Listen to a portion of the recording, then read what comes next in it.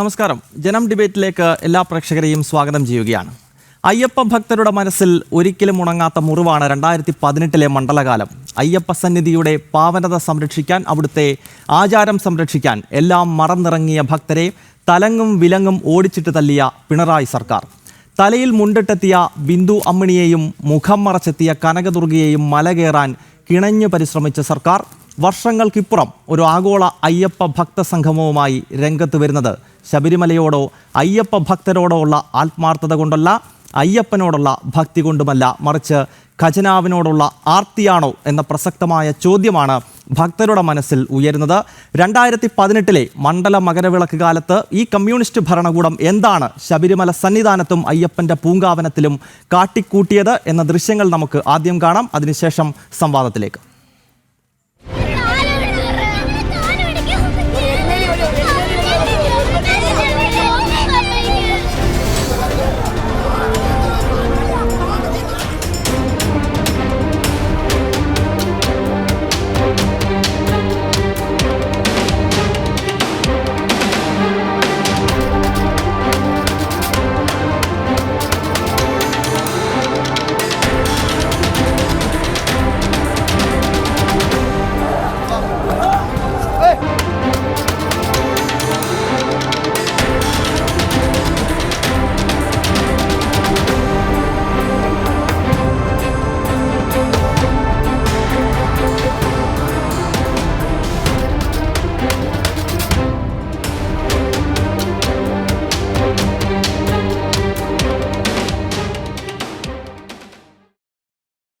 Yes, 2018-19 കാലത്തെ ശബരിമല സന്നിധാനത്ത് മണ്ഡല മകരവിളക്ക് കാലത്ത് ആയിരക്കണക്കിന് വരുന്ന അയ്യപ്പ ഭക്തരെ തല്ലിച്ചതച്ച കള്ളക്കേസുകളിൽ കുടുക്കിയ അതേ കമ്മ്യൂണിസ്റ്റ് ഭരണകൂടം ഇപ്പോൾ പമ്പയിൽ അയ്യപ്പ ഭക്ത സംഗമം നടത്താൻ പോകുമ്പോൾ സ്വാഭാവികമായും ഇത് നിരീശ്വരവാദികളുടെ ഒരു സംഗമമാണോ എന്ന പ്രസക്തമായ ചോദ്യം നമ്മുടെ നാട്ടിൽ ഉയരുകയാണ്. ഈ ചർച്ചയിൽ എനിക്കൊപ്പമുള്ളത് BJP നേതാവ് പ്രിന്റു മഹാദേവ്, വിശ്വ ഹിന്ദു പരിഷത്തിന്റെ സംസ്ഥാന അധ്യക്ഷൻ വിജി തമ്പി, കോൺഗ്രസ് നേതാവ് ദീപ അനിൽ, ഒപ്പം ബി ജയരാജ് ഇടത് നിരീക്ഷകൻ ഈ ചർച്ചയിൽ പങ്കെടുക്കുന്നു. ഒപ്പം പ്രിയപ്പെട്ട പ്രേക്ഷകരെയും ഒരിക്കൽ കൂടി സ്വാഗതം ചെയ്യുകയാണ്. ഈ ചർച്ച പ്രിന്റു മഹാദേവിൽ നിന്നും ആരംഭിക്കുകയാണ്. പ്രിന്റു, നേരത്തെ നമ്മൾ കാണിച്ച ദൃശ്യം 2018 കാലത്ത് എന്താണ് ഈ ഭരണകൂടം ശബരിമല സന്നിധാനത്തും അയ്യപ്പന്റെ പൂങ്കാവനത്തിലും കാട്ടിക്കൂട്ടിയത് എന്നത് ഒരിക്കൽ കൂടി നമ്മുടെ പ്രേക്ഷകരെ ഒന്ന് ഓർമ്മപ്പെടുത്തിയതാണ്.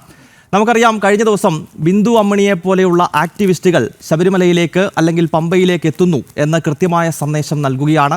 ഒപ്പം സ്റ്റാലിനെ പോലെയുള്ള നിരീശ്വരവാദികളെ ഈ പരിപാടിയുടെ ഭാഗമാക്കാൻ നമ്മുടെ സംസ്ഥാന സർക്കാർ തന്നെ ശ്രമിക്കുമ്പോൾ ഈ അയ്യപ്പ ഭക്ത സംഗമത്തെ എങ്ങനെയാണ് ഒരു രാഷ്ട്രീയ പാർട്ടി എന്ന നിലയിൽ BJP നോക്കിക്കാണുന്നത്? തീർച്ചയായും അങ്ങ് തുടക്കത്തിൽ സൂചിപ്പിച്ചതുപോലെ തന്നെ 2018 BJPയെ സംബന്ധിച്ചിടത്തോളം, കേരളത്തിലെ വിശ്വാസി സമൂഹത്തെ സംബന്ധിച്ചിടത്തോളം ഒരിക്കലും മറക്കാനാവാത്ത ദുരനുഭവങ്ങൾ നമുക്ക് നൽകിയ ഒരു സാഹചര്യമാണ് പിണറായി സർക്കാരിൻ്റേത്. 2018, കൃത്യമായി പറഞ്ഞാൽ 2018 സെപ്റ്റംബർ 30 തുടങ്ങിയിട്ടുള്ള അയ്യപ്പ ഭക്തവേട്ടയും അതിനുശേഷം നടത്തിയിട്ടുള്ള പിണറായി വിജയൻ സർക്കാർ നമ്മുടെ പുണ്യ പൂങ്കാവനത്തെയും ശബരിമല അയ്യപ്പ സന്നിധാനത്തെയൊക്കെ എത്രമാത്രമാണ് അതിനെ തേജോവധം ചെയ്യാനും അതിനെ നശിപ്പിക്കാനും അതിൻ്റെ പവിത്രതയൊക്കെ നശിപ്പിക്കാൻ ശ്രമിച്ച കാര്യങ്ങളൊക്കെ നമുക്കറിയാം. ഇപ്പോൾ പുതിയൊരു അർബൻ ഇടത് ജിഹാദി അർബൻ നക്സൽ സംഗമത്തിന് വഴിയൊരുക്കുകയാണ് സത്യത്തിൽ പിണറായി വിജയൻ സർക്കാർ ചെയ്യുന്നത്. അവരുടെ ലക്ഷ്യം എന്താണെന്ന് ഇപ്പോഴും നമുക്ക് കൃത്യമായിട്ട് മനസ്സിലാക്കാൻ സാധിക്കുന്നില്ല. ഒന്നില്ലെങ്കിൽ ശബരിമല എന്ന് പറയുന്ന കേരളത്തിൻ്റെ വിശ്വാസി സമൂഹത്തിൻ്റെ നിലനിൽപ്പാണ് ശബരിമല. കേരളത്തിലെ വിശ്വാസി സമൂഹത്തിൻ്റെ ആകമാനമുള്ള ഹിന്ദു സമൂഹത്തിൻ്റെ സമാജത്തിൻ്റെ ഏറ്റവും ഭക്തിയുടെ ഒരു ഉയർത്തെഴുന്നേൽപ്പിൻ്റെ കേന്ദ്രമായിട്ടാണ് ശബരിമലയെ കാണുന്നത്. അത് കേരളത്തിലെ മാത്രമല്ല, ആഗോള തലത്തിലുള്ള അയ്യപ്പ ഭക്തരുടെ ഒരു പ്രത്യേക ദിനങ്ങൾ, പ്രത്യേകിച്ച് മണ്ഡലമാസം 41 ദിവസത്തെ വ്രതാനുഷ്ഠാനങ്ങളൊക്കെ തന്നെ അവൻ്റെ ഭക്തിസാന്ദ്രമായ അന്തരീക്ഷമാണ് കേരളത്തിൽ നൽകുന്നത്. ആ സമയത്ത് തന്നെ വീണ്ടും ഇവിടെ ശബരിമലയെയും ശബരിമല പൂങ്കാവനത്തെയും അല്ലെങ്കിൽ ഈ ഒരു മനുഷ്യനെല്ലാവരും മറന്ന ഒരു വിഷയത്തെ വീണ്ടും ഇങ്ങനെ കെട്ടിപ്പൊക്കി കൊണ്ടുവരുന്നതിന് പിന്നെ ഉദ്ദേശശുദ്ധിയെക്കുറിച്ച് ഞങ്ങൾക്ക് കൃത്യമായിട്ടുള്ള സംശയമുണ്ട്. ഇതിന് മുകളിൽ കൃത്യമായിട്ടുള്ള ഒരു അർബൻ നക്സൽ ചിന്താഗതി തന്നെയാണ് എന്ന് തന്നെയാണ് ഞങ്ങൾക്ക് പറയാനുള്ളത്. കാരണം ഇപ്പോൾ ഇവർ കാണിക്കുന്ന അയ്യപ്പ ഭക്തി സംഗമത്തിൻ്റെ സ്നേഹം അങ്ങനെ അത്രമാത്രം സ്നേഹമുള്ളവരുണ്ടെങ്കിൽ ആയിരക്കണക്കിന് ആളുകൾക്കാണ് ഇതുമായി ബന്ധപ്പെട്ട് കേസുകൾ ഉണ്ടായിട്ടുള്ളത്. ആ കേസുകൾ പിൻവലിക്കാൻ ഇതുവരെ തന്നെ സർക്കാർ തയ്യാറായിട്ടില്ല. രണ്ടാമതൊരു അടിസ്ഥാന സൗകര്യങ്ങൾ ഇത്രമാത്രം ഈ ശബരിമലയോടും അയ്യപ്പനോടും സ്നേഹമുണ്ടെങ്കിൽ അടിസ്ഥാന സൗകര്യങ്ങളുമായി ബന്ധപ്പെട്ട് ഇപ്പോഴും പരിതാപകരമായ അവസ്ഥയാണ് സന്നിധാനത്തുള്ളത്. 2018 ശേഷമോ 19 ശേഷമോ ഇവരൊക്കെ വിചാരിച്ചത് ഈ ശബരിമലയിൽ വലിയ രീതിയിലുള്ള യുവതി പ്രവേശനമൊക്കെ നടത്തിക്കഴിഞ്ഞാൽ ഈ ശബരിമലയുടെ ചൈതന്യവും അവിടേക്കുള്ള വിശ്വാസികളുടെ ഒക്കെ ഒഴുക്കൊക്കെ കുറയുമെന്നാണ് ഇവർക്ക് ധാരണയുണ്ടായിരുന്നത്. എന്നാൽ വളരെ പൂർവാധികം ശക്തിയോടുകൂടി തന്നെ ഓരോ വർഷവും ലക്ഷക്കണക്കിന് ഭക്തരുടെ അനിയന്ത്രിതമായിട്ടുള്ള തിരക്കാണ് ശബരിമലയിൽ നമ്മൾ കാണാനുള്ളത്. കാരണം അയ്യപ്പനോട് ഈ സമൂഹത്തിന് വിശ്വാസമുണ്ട്. വിശ്വാസമില്ലാത്തത് പിണറായി വിജയൻ സർക്കാരിനും ഇവിടുത്തെ ഇടതുപക്ഷ സർക്കാരിനും അതുപോലെ ഇവിടുത്തെ അർബൻ നക്സലുകൾക്കും ഇടത് ജിഹാദി സംഘത്തിനുമാണ്. അവരുടെ ഒരു ആസൂത്രിതമായിട്ടുള്ള ഒരു അജണ്ടയുടെ ഭാഗമായിട്ടാണ് ഇപ്പോൾ മണ്ഡലകാലം വരാൻ ഏതാനും മാസങ്ങൾ മുമ്പ് തന്നെ ഇത്തരത്തിലുള്ള ഒരു സംഗമം നടത്തുന്നത്. നമ്മൾ മനസ്സിലാക്കേണ്ടത് ശബരിമലയുടെ വിശ്വാസവും അവിടുത്തെ അനുഷ്ഠാനങ്ങളും ആചാരങ്ങളും ജനങ്ങൾ നെഞ്ചിലേറ്റിയത് ഏതെങ്കിലും ഒരു സംഗമം നടത്തിയിട്ടാണോ? അല്ല. അവിടുത്തെ മൂർത്തിയുടെ ചൈതന്യം കൊണ്ടാണ് ലോകത്താകമാനമുള്ള വിദേശ രാജ്യം ഏകദേശം പറയുന്നത് 46 വിദേശ രാജ്യങ്ങളുള്ള പ്രതിനിധികൾ എല്ലാ വർഷവും ശബരിമലയിൽ വരുന്നുണ്ട്. അവർ അയ്യപ്പനെ അത് എല്ലാ മതവിഭാഗത്തിൽപ്പെട്ട ആളുകൾ വരുന്നുണ്ട്. അങ്ങനെയുള്ള ഒരു സാഹചര്യത്തിൽ ഒരു പ്രത്യേക ദിനത്തിൽ അല്ലെങ്കിൽ പ്രത്യേക ദിവസം പ്രഖ്യാപിച്ചുകൊണ്ട് അവിടെ ഒരു ടൂറിസ്റ്റ് പ്ലേസ് ആക്കിക്കൊണ്ട് ശബരിമലയുടെ പൈതൃകവും പാരമ്പര്യവും തകർക്കാൻ വേണ്ടിയുള്ള സർക്കാരിന്റെ ആസൂത്രിത ശ്രമത്തിന്റെ ഭാഗമായിട്ടാണ് നമ്മൾ ഇതിനെ കാണുന്നത്. അതുകൊണ്ട് ഇത്തരത്തിലൊരു സംഗമം നടത്താൻ BJPയോ സംഘപരിവാറോ ഇവിടുത്തെ വിശ്വാസി സമൂഹം ഉള്ളപ്പോൾ ഞങ്ങൾ ആരും സമ്മതിക്കില്ല. നിങ്ങൾ നോക്കൂ, ഈ സംഗമത്തിന് വിളിച്ചത് ആരെയാ? സ്റ്റാലിനെയാണ്. എന്താ സ്റ്റാലിന്റെ ഒരു പശ്ചാത്തലം? സനാതന ധർമ്മത്തെയും സനാതന സംസ്കാരത്തെയും ഹൈന്ദവ മൂല്യങ്ങളെയും നാഴികയ്ക്ക് 40 വട്ടം തകർക്കാൻ ശ്രമിക്കുകയും അതിനെതിരെ നിരന്തരമായിട്ട് കൊലവിളി നടത്തുന്ന സ്റ്റാലിനെ കൊണ്ടുവന്നുകൊണ്ട് അയ്യപ്പരുടെ ഭക്തസംഗമം പമ്പയുടെ പുണ്യഭൂമിയിൽ നടത്താമെന്ന് പിണറായി വിജയന് മോഹമുണ്ടെങ്കിൽ ആ മോഹമൊന്നും ഇവിടെ നടക്കാൻ ഞങ്ങൾ അനുവദിക്കില്ല. ഈ ശബരിമല പ്രക്ഷോഭത്തിലും വിശ്വാസികളുടെയും പ്രക്ഷോഭമൊക്കെ തന്നെ ഈ കേരളം കണ്ടതാണ്. അനവധി ആളുകൾക്കാണ് അതിന്റെ പേരുള്ള വേട്ടയാടൽ ഉണ്ടായിട്ടുള്ളത്. ആദരണീയനായിട്ടുള്ള BJPയുടെ അക്കാലത്ത് സംസ്ഥാന ജനറൽ സെക്രട്ടറി ആയിരുന്ന കെ സുരേന്ദ്രൻ അടക്കമുള്ള ആളുകൾക്ക് അതിനിഷ്ഠൂരമായിട്ടുള്ള പീഡനങ്ങളാണ് ആ സമയത്ത് ഉണ്ടായിട്ടുള്ളത്. നമുക്കറിയാമല്ലോ, അന്ന് അയ്യപ്പ ഭക്തർക്ക് അവരുടെ നാമജപത്തിന് പോലും വിലക്കേർപ്പെടുത്തിയ ഒരു സർക്കാർ, അല്ലെങ്കിൽ അയ്യപ്പ ഭക്തർക്ക് വേണ്ടിയിട്ട് ഏതെങ്കിലും ഒരു ഇരുമുടിക്കെട്ടുമായിട്ട് സന്നിധാനത്തേക്ക് പോകുന്ന ഭക്തരെ അതിനിഷ്ഠൂരമായിട്ട് വളരെ മൃഗീയമായിട്ട് പീഡിപ്പിക്കുകയും ആക്രമിച്ച് ചെയ്ത സർക്കാർ ഇപ്പോഴവിടെ സംഗമം നടത്തുന്നതിന് പിന്നിൽ ഒന്നില്ലെങ്കിൽ സാമ്പത്തികമായ താല്പര്യം, അല്ലെങ്കിൽ ശബരിമലയുടെ പവിത്രതയും ശബരിമലയുടെ ആചാരത്തെയും വീണ്ടും മഹാദേവ്, ഇത്തരം ഒരു സംഗമം ഒരു നിരീശ്വരവാദികളുടെ സർക്കാർ അല്ലെങ്കിൽ ശബരിമലയിൽ അയ്യപ്പ ഭക്തരെ തല്ലിച്ചതച്ച ഒരു സർക്കാർ എന്തിനിപ്പോൾ തിടുക്കത്തിൽ ഇങ്ങനെയൊരു സംഗമം നടത്തുന്നു? അതിന്റെ ഉദ്ദേശശുദ്ധി, അത്തരം വിഷയങ്ങളിലേക്ക് നമുക്ക് അടുത്ത ഘട്ടത്തിലെത്താം. കോൺഗ്രസ് നേതാവ് ദീപ അനിൽ കൂടി ചേരുകയാണ്. ദീപ, ആദ്യം ഈ കോൺഗ്രസ് എങ്ങനെയാണ് ഈ അയ്യപ്പ ഭക്ത സംഗമത്തെ കാണുന്നത് എന്നതിലേക്ക് ഞാൻ വരാം. പക്ഷെ അതിന് മുൻപ് അറിയേണ്ടത്, നിങ്ങളുടെ ഏറ്റവും പ്രധാനപ്പെട്ട സഖ്യകക്ഷിയിൽ ഒന്നാണല്ലോ DMK. പ്രത്യേകിച്ച് സ്റ്റാലിനെ സംബന്ധിച്ചും നെഹ്റു പരിവാറുമൊക്കെയായി വളരെ അടുത്ത ബന്ധമാണ് ഉള്ളത്. അങ്ങനെ ഹിന്ദുത്വത്തെ എല്ലാ കാലഘട്ടങ്ങളിലും എതിർക്കുന്ന, നേരത്തെ പ്രിന്റു സൂചിപ്പിച്ചതുപോലെ സനാതന ധർമ്മം എന്ന് പറയുന്നത് മഹാമാരിയാണ്, അത് ഈ രാഷ്ട്രത്തിൽ നിന്ന് തന്നെ തുടച്ചു നീക്കേണ്ടതാണെന്ന് പറയുന്ന സ്റ്റാലിനും അല്ലെങ്കിൽ സ്റ്റാലിൻ്റെ കുടുംബവും, ഭഗവാൻ ശ്രീരാമൻ ഈ നാട്ടിൽ ജീവിച്ചിരിപ്പുണ്ടോ എന്നതിന് എന്തെങ്കിലും തെളിവുണ്ടോ എന്ന് ചോദിച്ചിട്ടുള്ള DMK, രാമസേതു അത് അവിടെ നിന്നും പൂർണ്ണമായി ഇല്ലാതാക്കണമെന്ന് പല ഘട്ടങ്ങളിൽ പ്രഖ്യാപിച്ചിട്ടുള്ള DMK, അങ്ങനെയുള്ള DMKയുടെ ഇപ്പോഴത്തെ ഏറ്റവും പ്രധാനപ്പെട്ട ഫേസ് ആയിട്ടുള്ള, നിങ്ങളുടെ ഇന്ത്യ സഖ്യത്തിന്റെ ഏറ്റവും പ്രധാനപ്പെട്ട ഫേസ് ആയിട്ടുള്ള സ്റ്റാലിൻ പമ്പയിൽ വരുന്നതിനോട് കോൺഗ്രസ് യോജിക്കുന്നുണ്ടോ? ഇവിടെ കോൺഗ്രസിന്റെ ഒരു നിലപാട് എന്ന് പറഞ്ഞാൽ കേരളത്തിൽ നടക്കുന്ന ഒരു സംഭവമാണ്. കേരളത്തിലെ കോൺഗ്രസിന്റെ നിലപാട് എന്ന് പറയുന്നത് തീർച്ചയായിട്ടും എന്തിനു വേണ്ടിയാണ് ഈ ഒരു സമ്മേളനം എന്നുള്ളതാണ്. പിന്നെ സ്റ്റാലിനെ സംബന്ധിച്ചിടത്തോളം അദ്ദേഹം ഈ പരിപാടിയിൽ പങ്കെടുക്കുന്നില്ല എന്ന് തന്നെ ഗവൺമെന്റിനെ അറിയിച്ചിട്ടുണ്ട്. അതുപോലെ തന്നെ അദ്ദേഹത്തിന്റെ ഏതോ റെപ്രസെന്റേറ്റീവിനെ വിടുമെന്നൊക്കെയാണ് പറഞ്ഞേക്കുന്നത്. പിന്നെ ഇതിനകത്ത് നമ്മളെ സംബന്ധിച്ചിടത്തോളം ഞങ്ങൾക്ക് ഇങ്ങനെ ഒരു സമ്മേളനം നടത്തുന്നതിനോട് യാതൊരു യോജിപ്പുമില്ല. അയ്യപ്പ ഭക്തന്മാർക്ക് എന്തിനാണ് ഇങ്ങനെ ഒരു സംഗമം? അയ്യപ്പ ഭക്തന്മാര് സംഗമിച്ച് തന്നെയാണ് മണ്ഡല മകര വിളക്ക് സമയങ്ങളില് 41 ദിവസം വ്രതമെടുത്ത് അതിന്റെ പരിശുദ്ധിയോടുകൂടി ആ ഒരു സമ്മേളനം പോലെ തന്നെയാണ് അവര് അയ്യപ്പനെ കാണാൻ വരുന്നത്. അവിടെ അയ്യപ്പനെ കാണാൻ വരുന്ന അയ്യപ്പ ഭക്തന്മാർക്ക് പിന്നെ ഒരു സമ്മേളനത്തിന്റെയും ഒരു യോഗത്തിന്റെയും അല്ലെങ്കിൽ ഒരു മീറ്റിംഗിന്റെയും ഒക്കെ എന്ത് കാര്യമാണുള്ളതെന്ന് മനസ്സിലാകുന്നില്ല.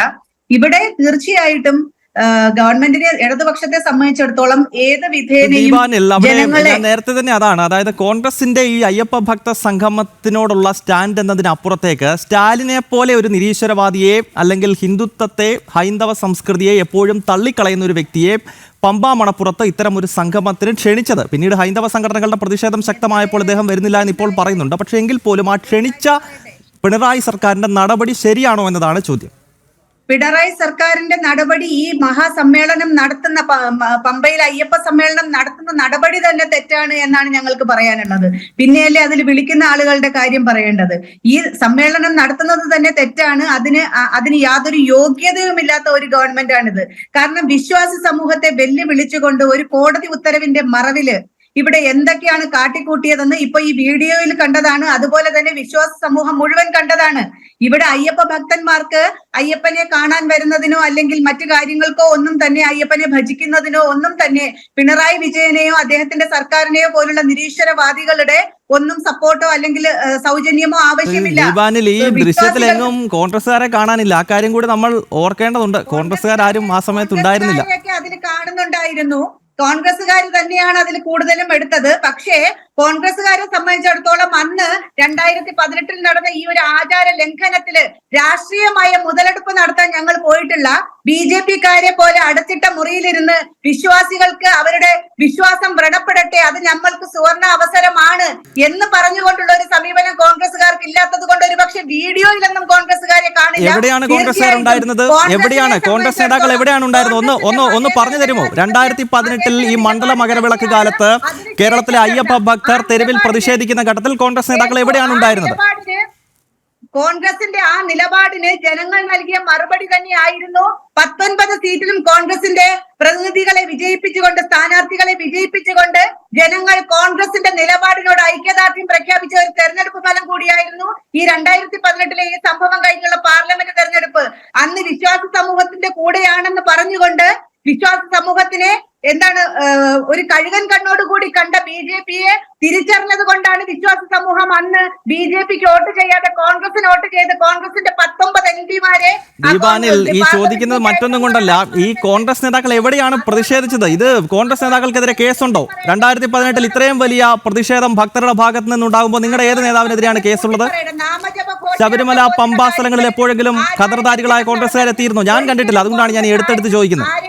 ആരെയും ന്യായീകരിച്ചിട്ടില്ല. തീർച്ചയായിട്ടും കോൺഗ്രസ് വിശ്വാസ സമൂഹത്തിന്റെ കൂടെയായിരുന്നു. അത് തിരിച്ചറിഞ്ഞത് കൊണ്ട് തന്നെയാണ് പാർലമെന്റ് തെരഞ്ഞെടുപ്പിൽ 19 സീറ്റിലും വൻ ഭൂരിപക്ഷത്തോടുകൂടി കോൺഗ്രസിന്റെ സ്ഥാനാർത്ഥികളെന്ന് വിജയിച്ച MP-മാരായത്. പിന്നെ ഇവിടെ BJP-യുടെയും CPM-ന്റെയും ഞാൻ ഊന്നി പറയുന്നു, BJP-യുടെയും ഒരു കൂട്ടുകക്ഷി സംവിധാനം ഇതിന്റെ അകത്തുണ്ട്. തെരഞ്ഞെടുപ്പ് വരുമ്പോൾ കഴിഞ്ഞ പാർലമെന്റ് തെരഞ്ഞെടുപ്പിൽ തൃശ്ശൂരിൽ ഒരു സീറ്റ് ഓപ്പൺ ചെയ്യുന്നതിന് വേണ്ടി ആ ADGP ആയിരുന്ന അജിത് കുമാറിനെ ഉപയോഗിച്ചുകൊണ്ട് തൃശ്ശൂർ പൂരം വരെ കലക്കാൻ ശ്രമിച്ച 2 മുന്നണികളാണ്. അതിന്റെ പിന്നിലുള്ള ഗൂഢാലോചനയെ കുറിച്ചും കേരള സമൂഹം മനസ്സിലാക്കുന്നുണ്ട് എന്ന് മാത്രം നിങ്ങൾ മനസ്സിലാക്കുക. ഇവിടെ ഇരുന്ന് ജനം TV-യുടെ ഫ്ലോറിൽ വന്നിരുന്ന് ചർച്ച ചെയ്യുമ്പോ ശബരിമല വിഷയം പറയുമ്പോ തൃശ്ശൂർ പൂരത്തിന് നിങ്ങൾ മറന്നു കളയരുത്. അതിനുശേഷം വന്ന ഇടവേള ഈ ഘട്ടത്തിൽ അനിവാര്യമാണ്. ഞാൻ തീർച്ചയായിട്ടും മടങ്ങിയെത്താം. ചർച്ചയിലേക്ക് തിരികെ ഡോക്ടർ B. ജയരാജ് കൂടി, ഇടനിരീക്ഷകൻ കൂടി ഈ ചർച്ചയുടെ ഭാഗമാകുകയാണ്. ശ്രീ ജയരാജ്, ഈ അയ്യപ്പ ഭക്ത സംഗമം നടത്തുന്ന ഘട്ടത്തിൽ സ്വാഭാവികമായും അയ്യപ്പ ഭക്തരുടെ ഇടയിൽ ഉയർന്ന ഏറ്റവും പ്രധാനപ്പെട്ട ചോദ്യം എന്തിനു വേണ്ടി ഈ സർക്കാർ ഇത്തരം ഒരു അയ്യപ്പ ഭക്ത സംഗമം നടത്തുന്നു എന്നുള്ളതാണ്. കാരണം ഒന്ന്, ശബരിമലയിൽ ആചാരലംഘനത്തിന് നേതൃത്വം നൽകിയ ഒരു സർക്കാർ, അതിനെ ചോദ്യം ചെയ്ത് അല്ലെങ്കിൽ ലംഘനത്തെ പ്രതിരോധിക്കാൻ ശ്രമിച്ച ആയിരക്കണക്കിന് വരുന്ന അയ്യപ്പ ഭക്തരെ കള്ളക്കേസിൽ കുടുക്കിയ ഒരു സർക്കാർ ഇവിടെ ഇത്തരം ഒരു സംഗമം നടത്തുമ്പോൾ അതിനെ എന്ത് ധാർമ്മികതയാണ് ഈ അയ്യപ്പ ഭക്ത സംഗമം നടത്താൻ ഇപ്പോഴത്തെ ഈ സർക്കാരിനുള്ളത്? തീർച്ചയായിട്ടും ശബരിമല എന്ന് പറയുന്നത് കേരളത്തിനെ സംബന്ധിച്ചിടത്തോളം വളരെ സെക്യുലർ ആയിട്ടുള്ളൊരു സ്ഥലമാണ്. കാര്യം വാവരുടെ പള്ളിയിൽ പോയിട്ടാണ് നമ്മൾ അയ്യപ്പനെ കാണാനായിട്ട് പോകുന്നത്. അപ്പോൾ കേരളത്തിൻ്റെ സംസ്കാരത്തിനെ ഉയർത്തിപ്പിടിക്കുന്ന ഒരു സ്ഥലമാണ് ശബരിമല. ശബരിമലയിൽ മാത്രമാണ് നമ്മൾ ശരണം വിളിക്കുന്നത്.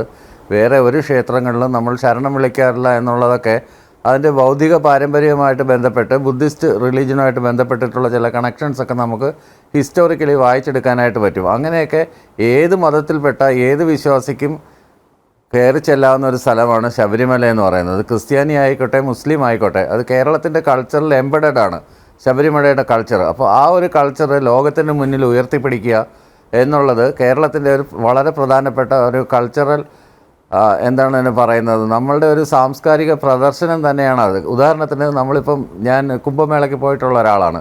കുംഭമേള എന്ന് പറയുന്നത് ലോകത്തിലെ ഏറ്റവും കൂടുതൽ ആളുകൾ വന്ന് അവിടെ ത്രിവേണി സംഗമത്തിൽ നമ്മൾ ഈ സ്നാനം നടത്തുമ്പോൾ അതിന് കോൺഗ്രസ് സർക്കാരായിക്കോട്ടെ, സമാജ്വാദി സർക്കാരിൻ്റെ കാലത്തുള്ള ഇതായിക്കോട്ടെ, അതിനുശേഷം വന്ന BJP സർക്കാരായിക്കോട്ടെ, എല്ലാം അതിനെ പ്രൊജക്റ്റ് ചെയ്ത് കാണിക്കുന്നത്, ലോകത്തിന് മുമ്പിൽ പ്രൊജക്റ്റ് ചെയ്ത് കാണിക്കുന്നത് എങ്ങനെയാണെന്ന് വെച്ചാൽ ലോകത്തിലെ ഏറ്റവും വലിയ മനുഷ്യ സംഗമം എന്നുള്ള രീതിയിലാണ് അതിന് കൂടുതൽ ആംഗിൾ കൊടുക്കുന്നത്. ഇത്തവണത്തെ പ്രയാഗിൽ നടന്ന കുംഭമേളയിൽ പങ്കെടുത്തത് UAE പ്രസിഡൻ്റാണ്. നിങ്ങളത് മനസ്സിലാക്കണം. UAE പ്രസിഡൻ്റായിട്ടുള്ള ഷെയ്ഖ് അലി നഹ്യാനാണ് അവിടെ വന്ന് കുംഭമേളയിൽ വന്ന് മുങ്ങിയത്. അങ്ങനെ ഒരുപാട് പേര് വരുന്നുണ്ട്. ഇന്ത്യയിലേക്ക് വരുന്നത് പല ആളുകൾക്കും സ്പിരിച്വാലിറ്റിക്ക് വേണ്ടിയിട്ടാണ്. അവർക്ക് അവരുടെ രാജ്യത്തൊന്നും കിട്ടാത്ത സ്പിരിച്വാലിറ്റി നമ്മളുടെ രാജ്യത്തും നമ്മളുടെ ഹിമാലയത്തിലും ഇന്ത്യയുടെ ഒരു കൾച്ചറൽ ഒരു സാംസ്കാരിക പാരമ്പര്യത്തിൻ്റെ ഭാഗമാണ് കുംഭമേള എന്ന് പറയുന്നത്. അപ്പോൾ കുംഭമേള പോലെ തന്നെയാണ് ഒരു മലയാളിയെ സംബന്ധിച്ചിടത്തോളം ഈ ശബരിമലയും അതുപോലെ തന്നെ വളരെ പ്രാധാന്യമുള്ളതാണ്. കേരളത്തിൻ്റെ പ്രത്യേക ടെക്സ്ചർ, അതായത് 14-ാം നൂറ്റാണ്ടിനേക്കാൾ എത്രയോ മുമ്പേ മറ്റ് പല രാജ്യങ്ങൾ, ടോളമിയുടെ കാലം തൊട്ടേ നമ്മൾ മറ്റ് രാജ്യങ്ങളുമായിട്ട് ട്രേഡ് റിലേഷൻസ് ഉള്ളതാണ്. അപ്പോൾ എല്ലാ രാജ്യങ്ങളും എല്ലാ തരത്തിലുള്ള കച്ചവട ഇടപാടലുകളും അവരെയെല്ലാം നമ്മൾ തുറന്ന സമീപനത്തോടു കൂടി ഈ കൊളോണിയൽ കാലത്തിന് മുമ്പുള്ള കാലം എടുത്ത് പരിശോധിച്ച് കഴിഞ്ഞാൽ വളരെ തുറന്ന സമീപനത്തോടു കൂടി അവരെയെല്ലാം സ്വീകരിക്കുകയും അവരുടെ ആചാരാനുഷ്ഠാനങ്ങളെല്ലാം മാനിക്കുകയും ചെയ്ത സമൂഹമാണ് നമ്മുടെ ഈ മലനാടെന്ന് പറയുന്ന ഈ കേരളത്തിലുള്ള ആളുകളെല്ലാം. ഇവിടെ വരുന്ന പിൽഗ്രിംസിൽ ഏറ്റവും കൂടുതലുള്ളത് ആന്ധ്രാപ്രദേശിൽ നിന്ന്, 2ാം സ്ഥാനത്ത് നിന്ന് വരുന്നത് തമിഴ്നാട്ടിൽ നിന്ന്, 3ാം സ്ഥാനത്ത്, അതായത് ഈ ഇൻഹൗസ് പിൽഗ്രിമേജിൻ്റെ കാര്യമാണ് ഞാൻ പറയുന്നത്. അതിനുശേഷം കർണാടകയിൽ നിന്നാണ്. അപ്പം അവിടെ നിന്ന് ദേവസ്വം ബോർഡ് ഒരു പ്രോഗ്രാം നടത്തുന്ന സമയത്ത് അവിടെ നിന്ന് അവിടുത്തെ ചീഫ് മിനിസ്റ്ററിനെ അല്ലെങ്കിൽ ഇൻവൈറ്റ് ചെയ്യുന്നത്, അവിടെ ദേവസ്വം മന്ത്രി ഇൻവൈറ്റ് ചെയ്യുന്നതിനകത്ത് അസ്വാഭാവികതയായിട്ടൊന്നും കാണുന്നില്ല. അദ്ദേഹത്തിന് വരാൻ പറ്റത്തില്ല എന്ന് പറഞ്ഞിട്ടുണ്ട്. അതിന് പകരം ആരെങ്കിലും പ്രതിനിധികളെ വിടുമായിരിക്കും. അതിനകത്ത് അദ്ദേഹം വിശ്വാസിയാണോ വിശ്വാസിയല്ലയോ അല്ലെങ്കിൽ ഹിന്ദുയിസത്തിനെതിരെ പ്രവർത്തിക്കുന്ന ആളാണോ എന്നൊക്കെ നോക്കുന്നത് വെസ്റ്റേഡ് ഇൻട്രസ്റ്റ് ഉള്ള ആളുകളാണ്. ഉദാഹരണത്തിന് സ്ത്രീ പ്രവേശനവുമായിട്ട് ബന്ധപ്പെട്ട് RSSൻ്റെ ആദ്യത്തെ സ്റ്റാൻഡ് എന്തായിരുന്നു? സ്ത്രീ പ്രവേശനവുമായിട്ട് ബന്ധപ്പെട്ട് വളരെ ഓപ്പണായിട്ടുള്ളൊരു സ്റ്റാൻഡ് എടുക്കുകയും പെട്ടെന്ന് തന്നെ അവർ U-ടേൺ എടുക്കുകയും ചെയ്തിട്ടാണ് സ്ത്രീ പ്രവേശനത്തിനെതിരെ ആ സുപ്രീം കോടതി വിധിക്കെതിരെ ഒരു സ്റ്റാൻഡ് എടുക്കുകയൊക്കെ ചെയ്തത്. അതിനെ തുടർന്ന് BJPയുടെ വളരെ പ്രബലനായിട്ടുള്ളൊരു നേതാവ് ഗോൾഡൻ ഓപ്പർച്യൂണിറ്റിയാണ് ശബരിമല, ഗോൾഡൻ ഓപ്പർച്യൂണിറ്റിയാണെന്ന് പരസ്യമായിട്ട് സംസാരിക്കുകയും ചെയ്തത് നമ്മളെല്ലാവരും കേട്ടതാണ്. അപ്പോൾ അങ്ങനെ ഗോൾഡൻ ഓപ്പർച്യൂണിറ്റിയിൽ വീണ്ടും ഖനിയിൽ സ്വർണ്ണത്തരികൾ വല്ലതും ബാക്കിയുണ്ടോ എന്ന് തപ്പി നടക്കുക. അതുമല്ല, സ്റ്റേറ്റ് ഗവൺമെൻറ്റിനെ ഡിക്റ്റേറ്റ് ചെയ്യാൻ ആരാണ്? രാജീവ് ചന്ദ്രശേഖരൻ അഭിപ്രായങ്ങൾ പറയാം, സ്വാഭാവികം. BJP പ്രസിഡന്റ് എന്ന നിലയിൽ അദ്ദേഹത്തിൻ്റെ അഭിപ്രായങ്ങൾ രേഖപ്പെടുത്താം.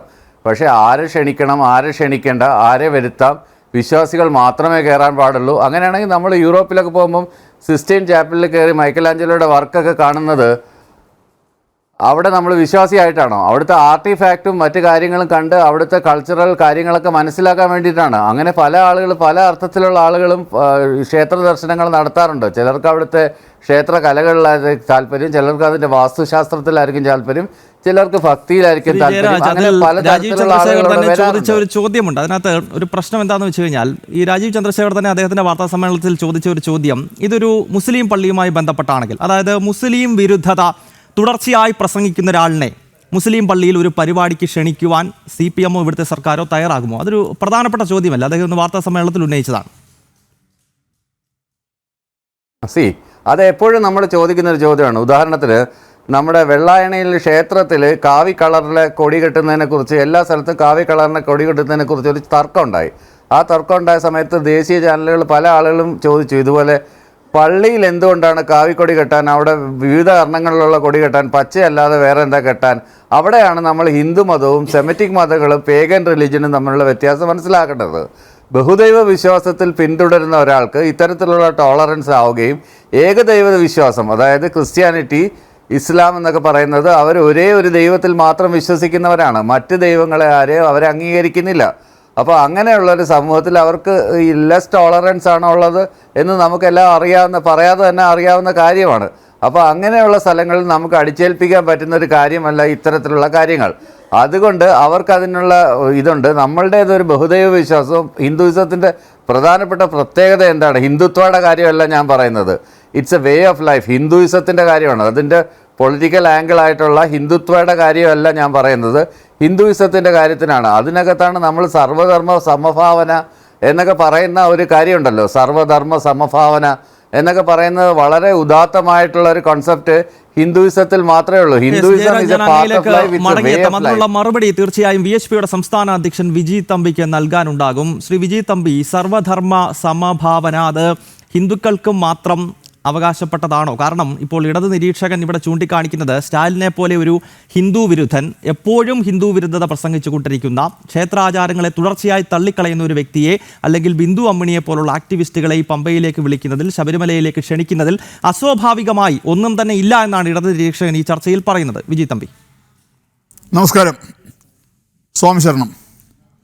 എനിക്കിത് വളരെ വിചിത്രമായിട്ടാണ് തോന്നുന്നത് ഇദ്ദേഹം ന്യായീകരിക്കാൻ. കാരണം അദ്ദേഹത്തിന് ന്യായീകരിക്കാൻ കഴിയില്ല. ഈ ന്യായീകരിക്കാൻ കഴിയാത്തൊരവസ്ഥയിൽ അതിനെ ന്യായീകരിക്കാൻ ശ്രമിക്കുമ്പോൾ പണ്ട് ആൾക്കാർ പറഞ്ഞില്ലേ, ചെളിക്കകത്ത് വീണ് കഴിഞ്ഞാൽ എണീറ്റ് പോകാതെ ചെളി കിടന്ന് ഉരുണ്ടിട്ട് ആ ചെളിയിൽ ഞാൻ വീണില്ല, ഞാൻ ഉരുണ്ടതാണ് എന്ന് കാണിക്കാൻ വേണ്ടി കാണിക്കുന്ന പോലെയാണ് അദ്ദേഹത്തിൻ്റെ സംസാരത്തിൽ നിന്ന് എനിക്ക് തോന്നിയത്.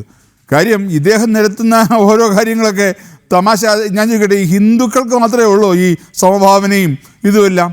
ഞാൻ ചോദിക്കട്ടെ, ഈ പിണറായി സർക്കാർ ഈ പറഞ്ഞ അയ്യപ്പ സംഗമം വിളിക്കുന്നതിന് മുമ്പ് ഒരു ഇസ്ലാമിക സംഗമം വിളിക്കാത്തെന്താ? അല്ലെങ്കിൽ ഒരു ക്രിസ്ത്യാനികളുടെ ഒരു സംഗമം വിളിക്കാത്തെന്താ? അപ്പോൾ ഒരു മതേതര സർക്കാരിന് ഒരു മതവുമായി ബന്ധപ്പെട്ടൊരു വിഷയത്തിൽ ഒരു ചടങ്ങ് നടത്താനുള്ള യാതൊരുവിധ ഭരണഘടനാ സ്വാതന്ത്ര്യവും ഇല്ല. ദേവസ്വം ബോർഡിൻ്റെ പ്രസിഡൻ്റാണ് വിളിച്ചതെങ്കിൽ, അല്ലെങ്കിൽ ദേവസ്വം ബോർഡാണ് ഇങ്ങനൊരു സംഗമം വിളിച്ചതെങ്കിൽ നമ്മൾ പ്രതികരിക്കുക ഇങ്ങനെയായിരിക്കില്ല. ഒരു ദേവസ്വം മന്ത്രി എന്ന് പറയുന്നത് എന്താ? അദ്ദേഹത്തിന് ദേവസ്വമായിട്ട് എന്തെങ്കിലും ബന്ധമുണ്ടോ? അങ്ങനെ ഒരു ബന്ധമില്ലാത്ത ഒരാൾ ഇങ്ങനെ ഒരു അയ്യപ്പ സംഗമം വിളിക്കുന്നു. ഇപ്പോഴും എല്ലായിടത്തും പറയുന്നുണ്ട് അയ്യപ്പ ഭക്തസംഗമം എന്ന്. എവിടെയാണ് ഇവരുടെ ഏതെങ്കിലും പോസ്റ്ററിലോ ഏതെങ്കിലും ഇതിലോ ഭക്ത എന്നുള്ള വാക്ക് അവർ ഉപയോഗിച്ചിട്ടില്ല. ആഗോള അയ്യപ്പ സംഗമം എന്നാണ് പറയുന്നത്. ഭക്ത ഉപയോഗിക്കാൻ പറ്റില്ല. കാര്യം ഉദ്ഘാടനം ചെയ്യാൻ വരുന്ന ആരാ? പിണറായി വിജയനാണ്. ആ പിണറായി വിജയൻ ഭക്തനാണെന്ന് അദ്ദേഹം പറയാൻ പറ്റുമോ? അല്ലെ അദ്ദേഹം പറയട്ടെ, ഞാൻ അയ്യപ്പ വിശ്വാസിയാണ്, ഞാൻ അയ്യപ്പ ഭക്തനാണ്, അതുകൊണ്ട് ഇത് അയ്യപ്പ ഭക്ത സംഗമം തന്നെയാണ്, അത് ഉദ്ഘാടനം ചെയ്യാൻ ഞാൻ വരുന്നു. ഞാൻ ചോദിക്കട്ടെ, അയ്യപ്പനുമായി ബന്ധപ്പെട്ട എന്ത് വിഷയവും എവിടെയായാലും ശരണം വിളിയോടുകൂടിയാണ് തുടങ്ങുന്നത്.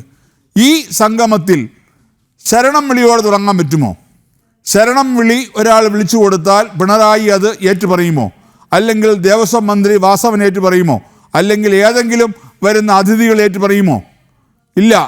അപ്പം ശരണം വിളിയില്ലാതെ എന്ത് സംഗമം? അയ്യപ്പൻ ആരാണ്? അയ്യപ്പൻ എന്ന് പറയുമ്പോൾ ശബരിമല മാത്രമുള്ള പ്രത്യേകതയാണ്. അവിടെ ഇരിക്കുന്ന ഭഗവാനും അയ്യപ്പനാണ്, അവിടെ വരുന്ന ഭക്തനും അയ്യപ്പനാണ്. അപ്പോൾ അയ്യപ്പ സംഘം എന്ന് പറയുമ്പോൾ ആ അയ്യപ്പ സംഗമത്തിൽ ഭഗവാനുമുണ്ട് ഭക്തനുമുണ്ട്. അപ്പോൾ ആ ഭക്തൻ ശരണം വിളിയോടുകൂടിയാണ് ഏത് അയ്യപ്പനുമായി ബന്ധപ്പെട്ട എന്ത് കാര്യവും, ശബരിമല മാല ഇടുന്നത് മുതൽ യാത്രയ്ക്കായാലും ശരി, ഓരോ കാര്യത്തെയായാലും ശരി, ഈ ഭക്ഷണം കഴിക്കുമ്പം പോലും ശരണം വിളിച്ചതിന് ശേഷമാണ് ഭക്ഷണം കഴിക്കുന്നത്. അപ്പോൾ ആ ശരണം വിളിയോടുകൂടി ഈ സംഗമം തുടങ്ങാൻ ഉള്ള നട്ടെല്ല് ഇവിടുത്തെ കമ്മ്യൂണിസ്റ്റ് മന്ത്രിസഭയ്ക്കുണ്ടോ? ഈ പിണറായി വിജയനോ അല്ലെങ്കിൽ ഈ പറഞ്ഞ ദേവസ്വം മന്ത്രി വാസവനോ ഉണ്ടോ?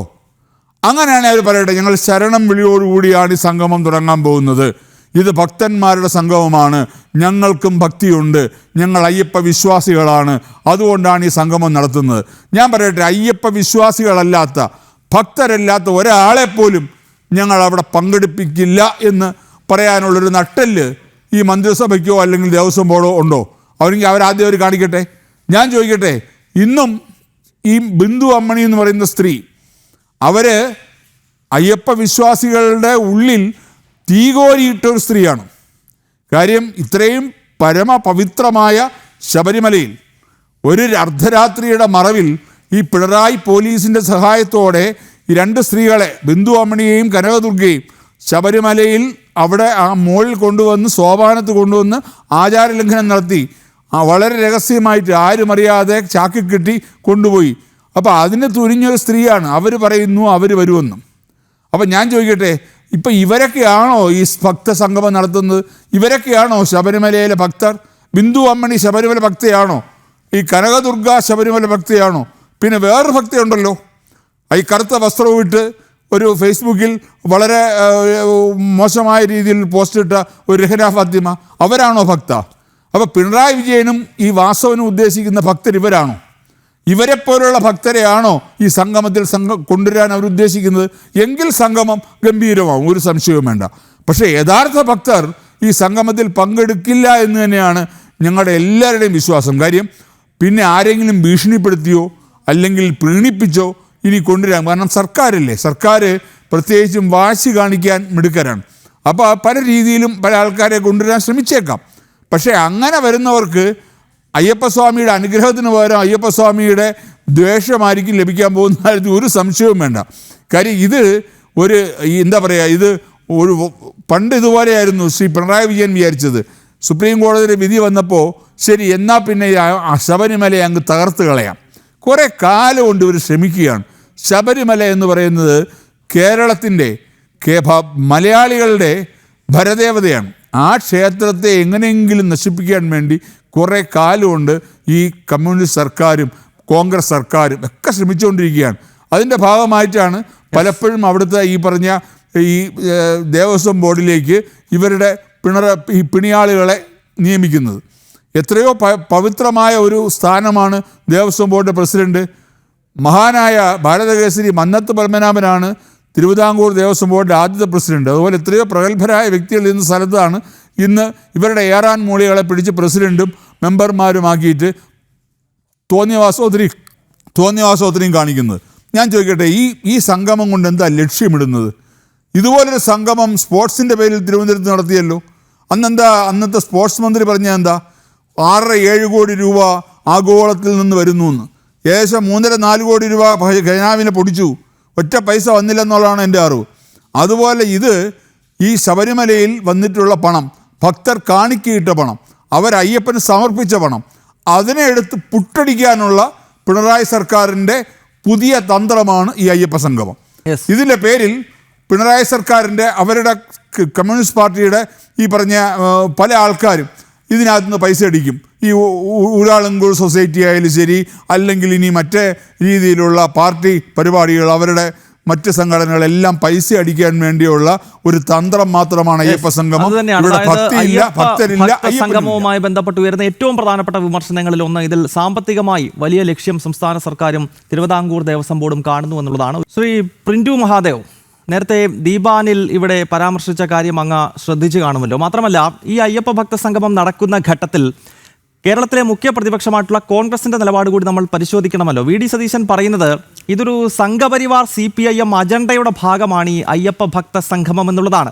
മാത്രമല്ല, ഈ ചർച്ചയിൽ തന്നെ കോൺഗ്രസ് പ്രതിനിധി പറയുന്നത് 2018 ഭക്തർക്കൊപ്പം പ്രവർത്തിച്ചത് കോൺഗ്രസ് ആണ്, അതുകൊണ്ടാണ് അവർക്ക് 19 ലോക്സഭാ തെരഞ്ഞെടുപ്പിൽ 19 സീറ്റുകൾ ലഭിച്ചത് എന്നുള്ളതാണ്. അങ്ങേക്ക് മറുപടി നൽകാം. അല്ല, ഈ കോൺഗ്രസിന്റെ പ്രതിനിധിക്ക് എന്ത് വേണമെങ്കിലും പറയാം. കേരളത്തിലെ പൊതുസമൂഹത്തിന് അറിയാമല്ലോ കോൺഗ്രസ്സുകാർ എന്താണ് ആ സമയത്ത് ചെയ്തതെന്ന്. നിങ്ങൾ നോക്കൂ, BJPയുടെ മുഖ്യധാര കക്ഷിയിൽപ്പെട്ട VHPയുടെ വിശ്വ ഹിന്ദു പരിഷത്തിന്റെ മുഴുവൻ 2800ഓളം പേര് കേസെടുത്തിട്ടുണ്ട്. ഇതിനകത്ത് ഒരു കോൺഗ്രസ്സുകാരന്റെ പേര് പറഞ്ഞു തരാൻ ഈ കോൺഗ്രസിന്റെ പ്രതിനിധിക്ക് പറയോ സാധിക്കുമോ? ഇപ്പൊ നിങ്ങൾ ഈ പറയുന്ന 4 പാനലിസ്റ്റുകളുണ്ട്. അതിൽ ഞാനും വിജയ് തമ്പി സാർ അടക്കമുള്ള ആളുകൾ ഈ പ്രക്ഷോഭത്തിനിറങ്ങി അതിന്റെ ബദൽ കേസുകൾ ഇപ്പോഴും നിലനിൽക്കുന്ന ആളുകളാണ്. ഈ പറയുന്ന ചാനൽ ചർച്ചയ്ക്ക് ഇരുന്നിട്ട് BJPക്കാർ നടത്തിയ പ്രക്ഷോഭമൊന്നുമല്ല. ഞങ്ങൾ പ്രക്ഷോഭം നടത്തിയത് സന്നിധാനത്താണ്, ഞങ്ങൾ പ്രക്ഷോഭം നടത്തിയത് പൂങ്കാവനത്തിലാണ്, ഞങ്ങൾ പ്രക്ഷോഭം നടത്തിയത് നിലയ്ക്കലാണ്. അതിന് കാരണം ശബരിമല അയ്യപ്പന്റെ സന്നിധാനത്തെ കളങ്കപ്പെടുത്താനും അവിടുത്തെ വിശ്വാസി സമൂഹത്തിനെ വ്രണപ്പെടുത്തിക്കൊണ്ട് അവിടെ നടത്തിയിട്ടുള്ള സർക്കാരിന്റെ തിട്ടൂരത്തിനെതിരെ ഞങ്ങൾ പ്രതികരിച്ചത് തെരുവിലാണ്, അല്ലാതെ ചാനൽ കൂട്ടിരുന്നിട്ടാണ് BJPക്കാർ പ്രതികരിച്ചിട്ടുള്ളത്. അപ്പൊ ദീപാനിൽ ഇപ്പൊ പറയാം, അദ്ദേഹം പറഞ്ഞ ആനുകൂല്യം, ഞങ്ങൾ അങ്ങനെ ഒരു വോട്ടിന് വേണ്ടിയിട്ടോ സീറ്റിന് വേണ്ടിയിട്ടോ ഒന്നല്ല ഈ സർക്കാർ BJP ഒന്നും ഈ സംഘപരിവാർ ഒന്നും ഈ പ്രക്ഷോഭം എടുത്തിട്ടില്ല. വിശ്വാസി സമൂഹം ഞങ്ങളെ വിളിച്ചു, ഞങ്ങൾ വിശ്വാസ സമൂഹത്തിന് കൂടെ നിന്നു. അതാണ് ഉണ്ടായത്. ഇവിടുത്തെ കേരളത്തിലെ വിശ്വാസി സമൂഹം സംഘപരിവാറിനെയാണ് വിളിച്ചത്. അവർക്ക് ഞങ്ങളിൽ വിശ്വാസമുണ്ട്, ഞങ്ങളാണ് അതിന് പ്രതികരിക്കുന്നത് ഉറപ്പുണ്ട്. അതുകൊണ്ട് കോൺഗ്രസ്സുകാരെയല്ല അവർ വിളിച്ചത്, ഞങ്ങളെ വിളിച്ചു, ഞങ്ങൾ അതിൽ ഇറങ്ങി തിരിച്ചു, അതിലുള്ള ഫലവും കണ്ടു. പക്ഷേ ഇരുട്ടിന്റെ മറവിൽ ഇപ്പൊ ജയരാജന്റെ ആളുകൾ അവിടെ കനകദുർഗയും ബിന്ദു അമ്മിണിയൊക്കെ കയറ്റി വിശ്വാസി സമൂഹത്തെ വ്രണപ്പെടുത്തി. നോക്ക്, ഈ വിധി പറഞ്ഞ 2ാമത്തെ ദിവസം ആദരണീയനായിട്ട് അന്നത്തെ പിണറായി വിജയൻ പറഞ്ഞത് അവിടെ അടിയന്തരമായിട്ട് ഞങ്ങൾ അവിടെ യുവതികളെ അവിടെ ഞങ്ങൾ കയറ്റുമെന്ന് പറഞ്ഞുകൊണ്ട് വെല്ലുവിളിക്കുക ചെയ്തത്. എത്ര വെല്ലുവിളികൾ നിങ്ങൾ നടത്തി, ഇപ്പോഴും നടത്തുന്നത് വെല്ലുവിളി തന്നെയാണ്. അപ്പൊ കോൺഗ്രസിന്റെ പ്രതിനിധിയോട് പറയുക, ഏതെങ്കിലും തരത്തിൽ മതത്തെ പീഡിപ്പിച്ചത് കൊണ്ടോ അല്ലെങ്കിൽ ഏതെങ്കിലും മതത്തിനെ ഏതെങ്കിലും രീതിയിൽ വർഗീയവൽക്കരിച്ചുകൊണ്ട് വോട്ട് നേടുന്ന പ്രസ്ഥാനമല്ല ഞങ്ങൾ. നിങ്ങൾ അങ്ങനെ വിശ്വാസി സമൂഹത്തിന്റെ ഭാഗമാണെങ്കിൽ നോക്കട്ടെ, 500 വർഷത്തിന് ശേഷം രാം മന്ദിറിനകത്ത് നിങ്ങൾ രാം മന്ദിറിനകത്ത് രാമൻ തിരിച്ചു വന്നപ്പോൾ അവിടേക്ക് പോകണ്ട എന്ന് പറഞ്ഞ നിങ്ങളാണോ ഇവിടുത്തെ ഹിന്ദു വിശ്വാസി സമൂഹത്തിന് കൂടെ നിൽക്കുന്നു എന്ന് പറയുന്നത്? ശബരിമല പ്രക്ഷോഭത്തിൽ കോൺഗ്രസിനകത്ത് യാതൊരു പങ്കുമില്ല. പിന്നെ അവർ അന്നത്തെ വിജയത്തെ കുറിച്ചാണ് പറയുന്നത്. രാഷ്ട്രീയ ഇലക്ഷനകത്ത് സ്വാഭാവികമായിട്ടുള്ള വിജയവും പരാജയവും ഉണ്ടാവും. അതൊരു ശബരിമല വിഷയത്തെ മാത്രം കേന്ദ്രീകരിച്ചു കൊണ്ടാണ് കേരളത്തിന്റെ പൊളിറ്റിക്സ് പോകുന്നത്? ആണോ? അങ്ങനെയല്ലല്ലോ. അതിന് നിങ്ങൾ അങ്ങനെ ഞങ്ങൾ വിജയിച്ചു, അതുകൊണ്ട് കേരളത്തിലെ പൊതുസമൂഹം ഞങ്ങളുടെ കൂടെയാണെന്നില്ല. നിങ്ങൾ ഒറ്റുകാരായിരുന്നു. ഇവിടുത്തെ പിണറായി വിജയന്റെ കൂടെ നിന്നുകൊണ്ട് വി.ഡി. സതീശന്റെ നിലപാടെന്ന് എന്തായിരുന്നു? നിങ്ങളുടെ MLA-മാരുടെ നിലപാടെന്തായിരുന്നു? പരസ്യമായിട്ട് അന്ന് നിലപാടെടുത്ത ഒരു MLA ആയിരുന്നു നിങ്ങളുടെ വി.ടി. ബൽറാം. എന്തായിരുന്നു ആ സമയത്ത് എടുത്ത നിലപാട്? അപ്പൊ കോൺഗ്രസ്സുകാരുടെ നിലപാട് ഇവിടുത്തെ ഈ പറയുന്ന ബിന്ദു അമ്മിന്റെ കൂടെയും കനകദർഗയുടെ കൂടെയും അതുപോലെ തൃപ്തി ദേശായിയുടെ കൂടെയും, അന്ന് നിങ്ങൾ ഈ തൃപ്തി ദേശായി എന്ന് പറയുന്നത് ഇവിടെ കോൺഗ്രസ്സുകാരന്റെ പഴയ കോൺഗ്രസിന്റെ നേതാവ് കൂടിയാണ്. അവർ ഈ മഹിളാ കോൺഗ്രസിന്റെ നേതാവായിരുന്നു. അവർ പിന്നീടാണ് അവർ സ്വന്തമായ ഒരു സംഘടന ഉണ്ടാക്കുന്നത്. അങ്ങനെയുള്ള ആളാണ് ശബരിമലയിലേക്ക് വന്നത്. അതുകൊണ്ട് കോൺഗ്രസ്സുകാർ ഞങ്ങളെ പഠിപ്പിക്കേണ്ട. ഞങ്ങൾ വിശ്വാസി സമൂഹത്തിന് കൂടെ ഇനിയും ഉറച്ചു നിൽക്കും.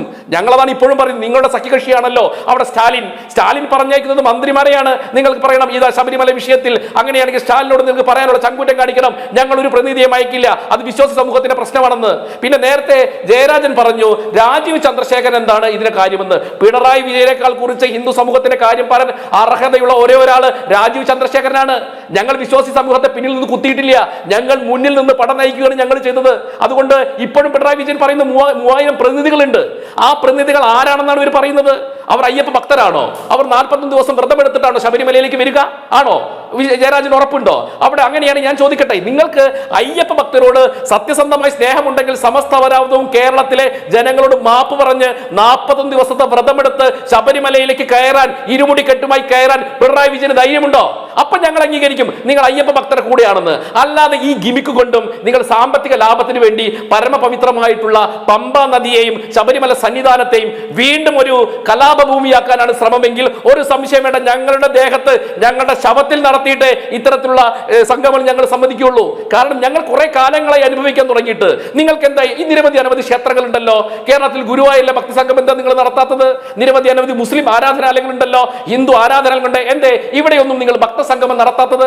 നിങ്ങൾ പല മസ്ജിദുകളും ഉണ്ടല്ലോ, പല മസ്ജിദുകളും നോമ്പും റമളാനും ഒക്കെ മാസങ്ങളുണ്ടല്ലോ. ആ സമയത്ത് എന്താ നിങ്ങൾ ഭക്തി സംഗമം നടത്താത്തത്? നിങ്ങൾ ആസൂത്രിതമായിട്ട് ഒരു സമൂഹത്തിനെ നശിപ്പിക്കാനും വിശ്വാസി സമൂഹത്തെ നശിപ്പിക്കാനുമുള്ള ഒരു ശ്രമമാണ്.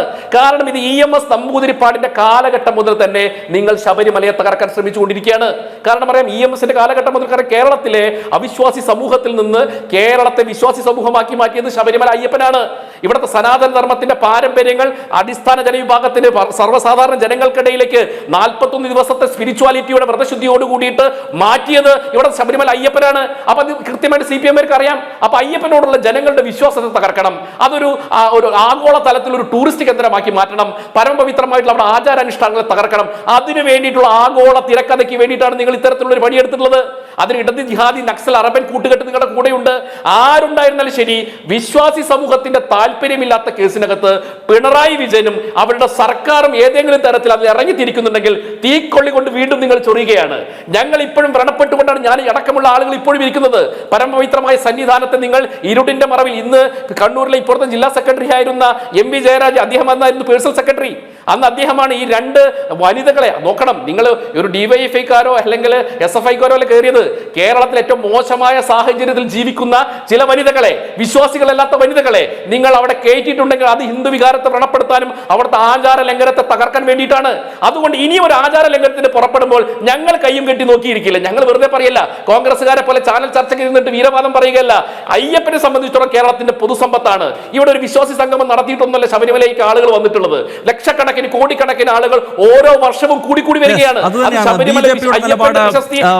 മഹാദേവ് ഇവിടെ വിശദീകരിക്കുന്നു. അതായത് ഇനിയും പ്രകോപനം ഉണ്ടായിക്കഴിഞ്ഞാൽ അതിനെ കൃത്യമായി തന്നെ തടയുവാൻ BJP-യുടെ പ്രവർത്തകരുണ്ടാകും, സംഘത്തിന്റെ പ്രവർത്തകരുണ്ടാകുമെന്ന സന്ദേശം പ്രിന്റു ഇവിടെ മുന്നോട്ട് വയ്ക്കുകയാണ്. ശ്രീമതി ദീപ അനിൽ നേരത്തെ ഇവിടെ സൂചിപ്പിച്ചതുപോലെ അയോധ്യയിലെ രാമക്ഷേത്രത്തിന്റെ പ്രാണപ്രതിഷ്ഠ നടക്കുമ്പോൾ അതിൽ നിന്നും വിട്ടുനിൽക്കുന്ന കോൺഗ്രസ്, രാമസേതുവിന്റെ വിഷയം വരുമ്പോൾ ഹിന്ദുക്കളെ പുറകിൽ നിന്നും കുത്തിയ കോൺഗ്രസ്, അങ്ങ് ജമ്മു കശ്മീരിൽ ലക്ഷക്കണക്കിന് കശ്മീരി പണ്ഡിറ്റുകളെ അവിടെ ജിഹാദികൾ ആട്ടിയോടിക്കുന്ന ഘട്ടത്തിൽ ഒരക്ഷരം പോലും മിണ്ടാതെ, ഒരു ചെറിയ പ്രതിഷേധം പോലും നമ്മുടെ രാജ്യത്തിൻ്റെ ഒരു ഭാഗത്തും നടത്താതിരുന്ന കോൺഗ്രസ്, ശബരിമലയിൽ 2018-ലും 2019-ലും ആചാര ലംഘനം സംസ്ഥാന സർക്കാരിന്റെ നേതൃത്വത്തിൽ നടക്കുമ്പോൾ അവിടെ എങ്ങും എത്താതിരിക്കുന്ന കോൺഗ്രസിനെ എങ്ങനെയാണ് ഇവിടുത്തെ ഹൈന്ദവ വിശ്വാസികൾ പരിഗണിക്കുക? ചോദ്യം ഒന്നുകൂടെ ആവർത്തിക്കാമോ? ശരിക്കും കേട്ടില്ല ഞാൻ. ശ്രീമതി ദിവാനിൽ ഞാൻ ചോദിച്ചത് അയോധ്യ രാമക്ഷേത്രത്തിന്റെ വിഷയം നേരത്തെ പ്രിന്റു മഹാദേവ് ഇവിടെ ചൂണ്ടിക്കാണിച്ചല്ലോ. അയോധ്യയിൽ പ്രാണപ്രതിഷ്ഠ നടക്കുന്ന ഘട്ടത്തിൽ കോൺഗ്രസ് മുഖം തിരിച്ചു നിൽക്കുകയായിരുന്നു. നേരെ തമിഴ്നാട്ടിൽ രാമസേതുവുമായി ബന്ധപ്പെട്ട വിഷയത്തിൽ ഹിന്ദു വിരുദ്ധ നിലപാടാണ് കോൺഗ്രസ് സ്വീകരിച്ചത്. ജമ്മു കാശ്മീരിൽ കശ്മീരി പണ്ഡിറ്റുകളെ ജിഹാദികൾ ആട്ടിയോടിക്കുന്ന ഘട്ടത്തിൽ കോൺഗ്രസ് മൗനം പാലിച്ചു. ശബരിമലയിലും നേരത്തെ പ്രിന്റു ചോദിച്ചതുപോലെ ഒരു കേസ് പോലും കോൺഗ്രസ് നേതാക്കളുടെ പേരിലില്ല. അന്ന് നിലയ്ക്കലിൽ സംഘർഷമുണ്ടായപ്പോൾ, പമ്പയിൽ പ്രശ്നങ്ങളുണ്ടായപ്പോൾ അങ്ങ് സന്നിധാനത്ത് ബിന്ദു അമ്മിണിയെയും കനകദുർഗയെയും കയറ്റുന്ന ഘട്ടത്തിൽ അവിടെയൊന്നും കതർധാരികളായ കോൺഗ്രസ്സുകാരെ ആരും കണ്ടിട്ടില്ല. അങ്ങനെ വരുമ്പോൾ കേരളത്തിലെ ഹൈന്ദവ സമൂഹം എങ്ങനെ കോൺഗ്രസിനെ, ഇവിടുത്തെ ഒരു മുഖ്യ പ്രതിപക്ഷം എന്ന നിലയിൽ നിങ്ങൾ എങ്ങനെയാണ് വിശ്വാസത്തിലെടുക്കുക? ശബരിമലയിൽ പ്രശ്നം നടക്കുമ്പോൾ ഒരു കോൺഗ്രസ്സുകാരന്റെയും പേരിൽ കേസില്ല എന്ന് പ്രിന്റു മഹാദേവിന് ഉറപ്പിച്ചു പറയാൻ കഴിയോ?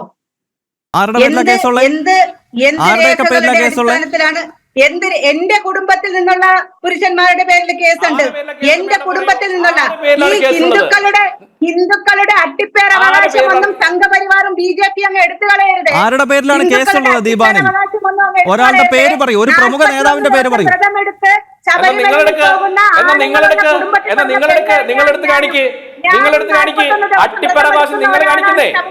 മകരവിളക്ക് മണ്ഡലകാല സമയത്ത് മനസ്സിലായില്ലേ? ഈ ശബരിമലയുടെ അട്ടിപ്പേരവകാശവും ഇവിടുത്തെ ഹിന്ദുക്കളുടെ അട്ടിപ്പേരവകാശവും ഒക്കെ അങ്ങ് സംഘപരിവാറിനും BJPക്ക് എഴുതി തന്നത്. എങ്കിൽ അങ്ങനെയാണെങ്കിൽ നിങ്ങളുടെ അട്ടിപ്പേരവകാശം ഏറ്റെടുക്കുന്നത് കൊണ്ടാണ് നിങ്ങൾ ഈ ശബരിമല വിഷയം വന്നപ്പോൾ ഇത് ഗോൾഡൻ ചാൻസ് ആണ് എന്ന് പറഞ്ഞുകൊണ്ട് ഇതിനെ ദുരുപയോഗം ചെയ്യാനായിട്ട്, ഇതിനെ ദുർവ്യാഖ്യാനം ചെയ്യാനായിട്ട്, ദുരുപയോഗം ചെയ്യാനായിട്ട് വന്നത്. ഇവിടെ ഉയർന്ന ഒറ്റ ചോദ്യം, സിമ്പിൾ ചോദ്യമാണ്. ചോദ്യം സിമ്പിൾ ആണ്. അന്നത്തെ പ്രതിപക്ഷ നേതാവ് രമേശ് ചെന്നിത്തലയായിരുന്നു. ഉമ്മൻചാണ്ടി ജീവിച്ചിരിപ്പുണ്ടായിരുന്നു. VD സതീശനെ പോലുള്ള നേതാക്കളുണ്ടായിരുന്നു. ഇവരുടെ ആരുടെയും പേരിൽ കേസുകളില്ലെന്ന് മാത്രമല്ല ഇവരെ ആരും കണ്ടിട്ടില്ല. ആരും ആ സമയത്ത് കേസുണ്ടായിരുന്നോ? നിങ്ങളുടെ കോൺഗ്രസിന്റെ മുഖ്യധാരയിൽപ്പെട്ട ആർക്കെങ്കിലും കേസുണ്ടായിരുന്നോ? ഒരാളുടെ പേര് പറയും. ദീപാനിൽ നിങ്ങൾ നാമജപ ഘോഷയാത്ര നിങ്ങൾ പങ്കെടുത്തിരുന്നോ? ഒരാളുടെ പേര് നിങ്ങൾ പങ്കെടുത്തിരുന്നോ? നിങ്ങൾ പങ്കെടുത്തിരുന്നോ? നാമജപ ഘോഷയാത്രയില് കോടതിയിൽ കിടക്കുന്ന ഫൈൻ അടയ്ക്കാൻ വന്നിട്ടുള്ളവരുടെ ലിസ്റ്റ് ഞാൻ പ്രിന്റുവിന് തരാം. ആർക്ക് ജനം TV അയച്ചു തരാം. വെറുതെ ഈ ആളുകളുടെ കണ്ണിൽ പൊടിയിടുന്ന വാദങ്ങളുമായിട്ട് ജനം TV മുഖ്യധാരയിൽപ്പെട്ട നിങ്ങൾ ഏത് നേതാവാണ് സമരത്തെ മുന്നിൽ? അത് കോൺഗ്രസിന്റെ നയങ്ങളിൽ പ്രതിഷേധിച്ചുകൊണ്ട് അനവധി ആളുകൾ സംഘപരിവാറിന്റെ ജാഥയിൽ പങ്കെടുത്തിട്ടുണ്ട് മേഡം. നിങ്ങളുടെ നിലപാടുകളിൽ പ്രതിഷേധിച്ചുകൊണ്ട് അതില്ലെന്ന് പറയുന്നില്ല. നിങ്ങളുടെ കോൺഗ്രസിന്റെ ഈ ഇരട്ടത്താപ്പിൽ പ്രതിഷേധിച്ചുകൊണ്ട് അനവധി കോൺഗ്രസുകാർ ഞങ്ങളുടെ സംഘപരിവാറിന്റെ പരിപാടിയിൽ പങ്കെടുത്തിട്ടുണ്ട്. അത് ഞങ്ങളുടെ കുറ്റമല്ല, പ്രതിഷേധമാണ് മേഡം, പ്രതിഷേധം. നിങ്ങൾ അന്ന് നടത്തിയുള്ള ഇരട്ടത്താപ്പിനെതിരെയുള്ള പ്രതിഷേധം. നിങ്ങളുടെ ഈ ഒരു ചതിയും കഴുകൻ കണ്ണും കേരള സമൂഹം മനസ്സിലാക്കില്ല എന്ന് വിചാരിക്കരുത്. എന്ത് തോന്നിയവാസമാണ് നിങ്ങൾ തൃശൂർ പൂരം കലക്കുന്നത് കാണിച്ചത്? ഓപ്പൺ ചെയ്യുന്നതിന് വേണ്ടി ഇവിടുത്തെ സർക്കാർ സംവിധാനത്തെ, പോലീസ് സംവിധാനത്തെ നിങ്ങളൊക്കെ ഇരിക്കുന്ന മൂഢസ്വർഗത്തിലാണ്. കേരളത്തിലെ ജനത സെക്യുലർ മനോഭാവമുള്ള ജനതയാണ്. എല്ലാ കാലഘട്ടത്തിലും പ്രീണന രാഷ്ട്രീയത്തിന് വേണ്ടി ഉപയോഗിക്കുന്നത് നിങ്ങളുടെ പ്രസ്ഥാനമാണ്. അതാദ്യം നിർത്തലാക്ക്. പിന്നെ അതിന് കൊടപിടിക്കുന്ന പിണറായി വിജയൻ സർക്കാർ. നമുക്കറിയാം ന്യൂനപക്ഷ പ്രീണനമായിരുന്നു കഴിഞ്ഞ തെരഞ്ഞെടുപ്പ് സമയത്ത് ഉണ്ടായിരുന്നത്. ന്യൂനപക്ഷ പ്രീണനമായിരുന്നു. അത് വിലപ്പോവില്ലെന്ന് കണ്ടപ്പോൾ രാഹുൽ ഗാന്ധിയുടെ നിലപാടെന്ന പെഹൽഗാം ആക്രമണത്തിൽ പോലും അവിടുത്തെ മതം നോക്കിയിട്ട് ഹിന്ദു സമൂഹത്തെ കൊന്നു തള്ളിയപ്പോ അതിനെ പോലും സംശയ ദൃഷ്ടിയോട് കൂടി കണ്ടവരാണ് നിങ്ങൾ. അപ്പൊ അതുകൊണ്ട് നിങ്ങൾ ഹിന്ദു സ്നേഹമൊന്നും പറയല്ലേ? നിങ്ങൾ മാറാട് കലാപത്തിലടക്കം നിങ്ങളുടെ നിലപാടെന്തായിരുന്നു? രാമക്ഷേത്രത്തിൽ നിങ്ങളുടെ നിലപാടെന്തായിരുന്നു? അമർനാഥ് ക്ഷേത്രവുമായി ബന്ധപ്പെട്ട് നിങ്ങളുടെ നിലപാടെന്തായിരുന്നു? പ്രാണപ്രതിഷ്ഠ നടത്തേണ്ടത് നരേന്ദ്രമോദി അല്ലല്ലോ, സന്യാസി സമൂഹമല്ലേ? നരേന്ദ്രമോദിക്ക് ആരാണ് അവകാശം കൊടുത്തത്? സോമനാഥ ക്ഷേത്രത്തിന്റെ പ്രാണപ്രതിഷ്ഠ നടത്തിയത് ആരാണ്? രാമൻ തിരിച്ചു വരുമ്പോൾ കോൺഗ്രസിന്റെ MP-മാരോട് നിങ്ങൾ പോകരുതെന്ന് പറഞ്ഞവരാണ് നിങ്ങൾ. കോൺഗ്രസിന്റെ MP-മാർക്ക് വിലക്കേർപ്പെടുത്തിയവരാണ് നിങ്ങൾ. ഹിന്ദു സമൂഹത്തിന്റെ അട്ടിപ്പരാവകാശം ഞങ്ങൾക്ക് പറയുന്നത് ഞങ്ങൾക്ക് തന്നെയാണ് മേഡം. അതിനാണ് എതിർത്തത്. ശ്രീ ദീപാനിൽ, സോമനാഥ ക്ഷേത്രത്തിന്റെ പ്രാണപ്രതിഷ്ഠ ആരാണ് നടത്തിയത്? എന്നുള്ള ഒരു കാര്യമില്ല. പിന്നെ കോൺഗ്രസിനെ സംബന്ധിച്ചിടത്തോളം, ഇന്ത്യയുടെ സംസ്കാരത്തെ സംബന്ധിച്ചിടത്തോളം നിങ്ങൾ അല്ല, ഞാൻ ചോദിക്കട്ടെ, ദീപാവലി പ്രാണപ്രതിഷ്ഠാ ചടങ്ങിൽ ഇന്ത്യയുടെ പ്രധാനമന്ത്രി പങ്കെടുക്കണ്ട എന്ന് എവിടെയാണ് പറഞ്ഞിട്ടുള്ളത്? ദീപാനിൽ പ്രാണപ്രതിഷ്ഠാ ചടങ്ങിൽ ഇന്ത്യയുടെ പ്രധാനമന്ത്രി പങ്കെടുക്കാൻ പാടില്ല എന്ന് എവിടെ പറഞ്ഞത്? നിങ്ങളുടെ പ്രശ്നം പിന്നോക്ക വിഭാഗത്തിൽപ്പെട്ട ഒരാൾ പ്രാണപ്രതിഷ്ഠാ ചടങ്ങിൽ പങ്കെടുത്തു, അതാണ് നിങ്ങളുടെ പ്രശ്നം. പിന്നോക്ക വിഭാഗത്തിൽപ്പെട്ട ഒരാള് ഒരു പ്രാണപ്രതിഷ്ഠാ ചടങ്ങിൽ പ്രവർത്തിച്ചതാണ് നിങ്ങളുടെ പ്രശ്നം. സോമനാഥ ക്ഷേത്രത്തിന്റെ പ്രാണപ്രതിഷ്ഠ രാജേന്ദ്ര പ്രസാദ് നടത്തിയിട്ടില്ലേ? രാമഭക്തനാണ് പ്രധാനമന്ത്രി. നിങ്ങളെപ്പോലെ വി ഡി സതീശനെ പോലെ ജമാഅത്ത് ഇസ്ലാമിയുടെ കാല് നക്കുന്നവരല്ല, രമേശ് ചെന്നിത്തല പോലെ പോപ്പുലർ ഫ്രണ്ടിന്റെ കാല് നക്കുന്നവരല്ല. ഞങ്ങൾ വിശ്വാസി സമൂഹത്തിന് കൂടെയുള്ളവരാണ്. ഞങ്ങൾ രാമന്റെ ഭക്തരാണ്, ഞങ്ങൾ അയ്യപ്പന്റെ ഭക്തരാണ്, ഞങ്ങൾ രാമന്റെയും അയ്യപ്പന്റെയും ഭക്തരാണ്, ഹനുമാന്റെ ഭക്തരാണ്. ഞങ്ങൾക്ക് തന്നെ അർഹത.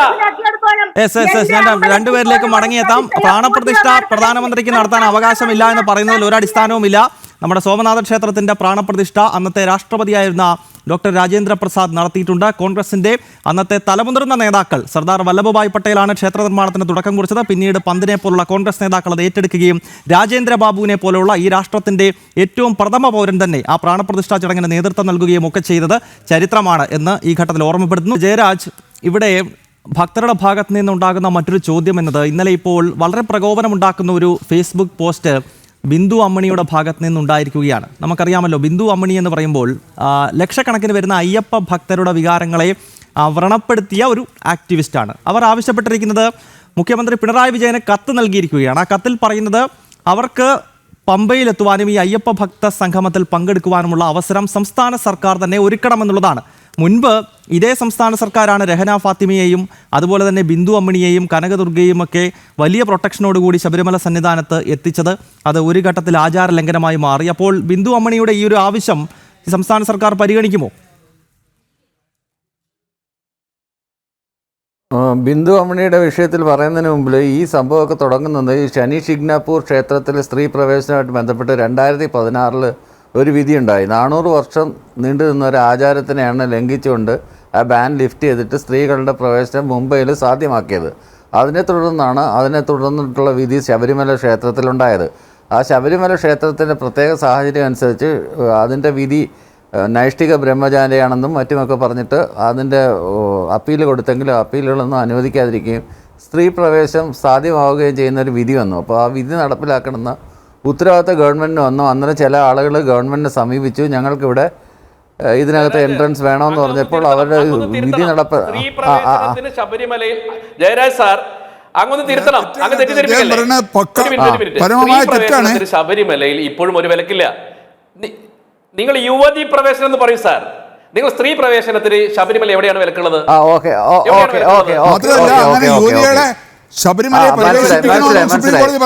മനസ്സിലായി. സുപ്രീം കോടതി ഒരിക്കലും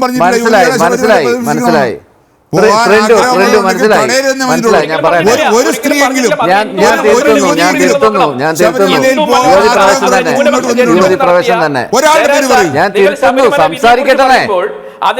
സംസാരിക്കട്ടെ എങ്കിൽ നിങ്ങൾ സംസാരിക്കേ അല്ല, അവര് പറഞ്ഞു തീരട്ടെ, ഞാൻ തിരുത്തിയല്ല. സ്ത്രീ പ്രവേശം അല്ല യുവതി പ്രവേശം എന്ന് പറഞ്ഞപ്പോൾ ഞാനതിന് ഒരു ജനാധിപത്യ മര്യാദ അനുസരിച്ച് സ്ത്രീ പ്രവേശം എന്നുള്ളത് യുവതി പ്രവേശം എന്ന് തിരുത്തിയപ്പോൾ ഞാനത് തിരുത്തിയല്ലോ. അതിനകത്ത് എനിക്ക് തിരുത്തുന്നതിന് എന്താ കുഴപ്പം? എന്താ, ഞാനത് അംഗീകരിച്ചല്ലോ. അതിനകത്ത് പിന്നെയും തുടർന്ന് സംസാരിച്ചുകൊണ്ടിരിക്കണമെന്ന കാര്യമില്ലല്ലോ. ഇതായിരുന്നു അവിടുത്തെ വിഷയം. അപ്പോൾ ചില തൽപര കക്ഷികളായിട്ടുള്ള ചില ആളുകൾ അതിനിടയിലൂടെ ആക്ടിവിസ്റ്റ് എന്ന പേര് വിളിക്കുന്ന അവരോടൊന്നും എനിക്ക് പ്രത്യേകിച്ച് മമതയോ താല്പര്യമൊന്നുമില്ല. അവരിത്തരം പല ആഗ്രഹങ്ങളും അവർ പ്രകടിപ്പിക്കും. അതിന് സംസ്ഥാന സർക്കാർ വേണമെന്നോ വേണ്ട എന്നുള്ളത് അവരുടെ തീരുമാനത്തിൻ്റെ വിഷയമാണ്. അവരെ പങ്കെടുപ്പിക്കണോ വേണ്ടെന്ന്. മിക്കവാറും പങ്കെടുപ്പിക്കാതിരിക്കാനുള്ള സാധ്യതയാണ് വളരെ കൂടുതൽ. കാര്യം ഇത്തരത്തിലുള്ള പ്രോബ്ലംസ് ഉണ്ടാക്കുന്നിടത്ത് എല്ലാ ഘട്ടങ്ങളിലും എല്ലാ സമ്മേളനങ്ങളും ഈ നിരന്തര ശല്യക്കാർ വരാറുണ്ട്. അത്തരം ശല്യക്കാരെ അകറ്റി നിർത്തണോ ഉൾക്കൊള്ളണോ എന്നുള്ളത് ഗവൺമെന്റിന്റെ ഡിസ്ക്രിപ്ഷനാണ്. അതിനകത്ത് എനിക്ക് അഭിപ്രായം പറയാൻ പറ്റില്ല. പക്ഷേ എന്റെ വ്യക്തിപരമായിട്ടുള്ള അഭിപ്രായം ചോദിക്കുന്നത് എന്റെ അഭിപ്രായം ഇത്തരക്കാരെ അടിപ്പിക്കണമെന്നാണ് എന്റെ അഭിപ്രായം. ഇരുട്ടിന്റെ മറവിൽ കയറ്റിയത് അപ്പൊ പ്രശ്നക്കാരാണെന്ന് അറിയാം ഈ ബിന്ദു അമ്മിണിയും ടീമും. നിങ്ങളുടെ സർക്കാരിന്റെ പോളിസി പറയൂ, നിങ്ങളുടെ സർക്കാർ എങ്ങനെയാ ചെയ്തത്? പിന്നെ അത് ഒരു പ്രശ്നം ഉണ്ടാകുമ്പോഴല്ലേ നമുക്ക് അറിയാൻ പറ്റൂ. നേരത്തെ അറിയാനൊന്നും പറ്റില്ലല്ലോ, നമുക്ക് പ്രെഡിക്റ്റ് ചെയ്യാനൊന്നും പറ്റില്ലല്ലോ.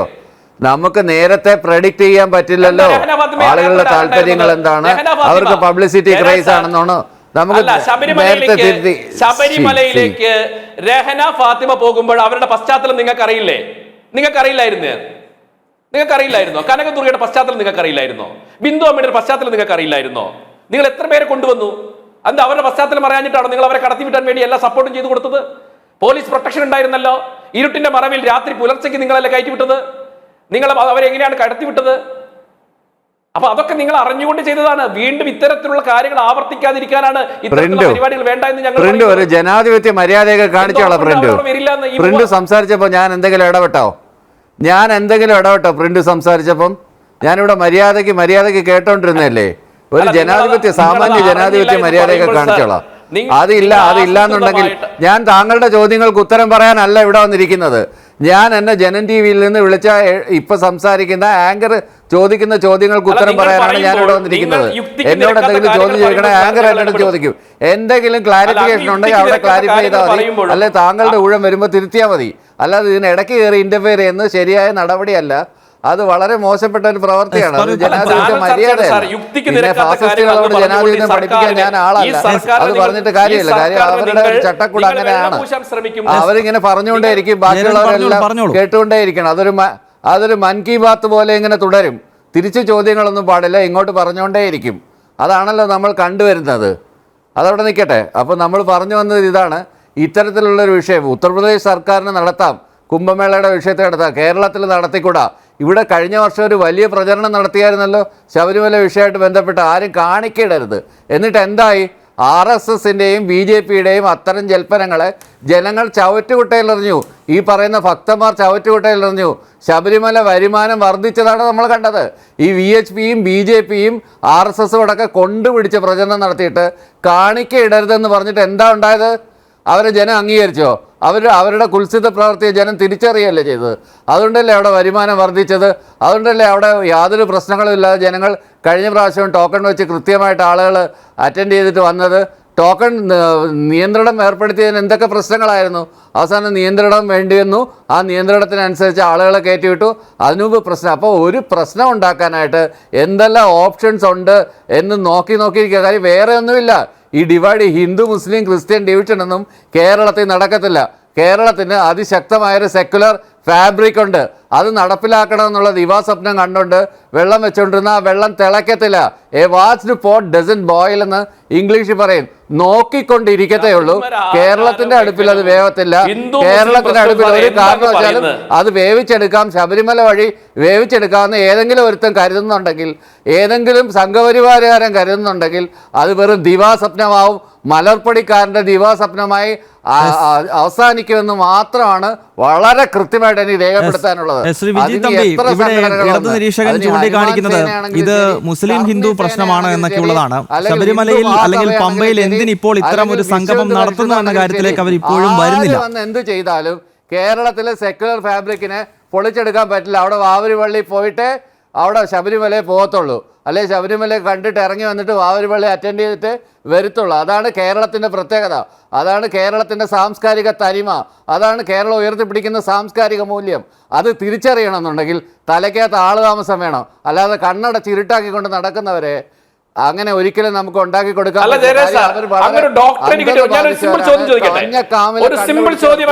കാണുന്നതെല്ലാം മഞ്ഞയായിട്ടേ തോന്നൂ.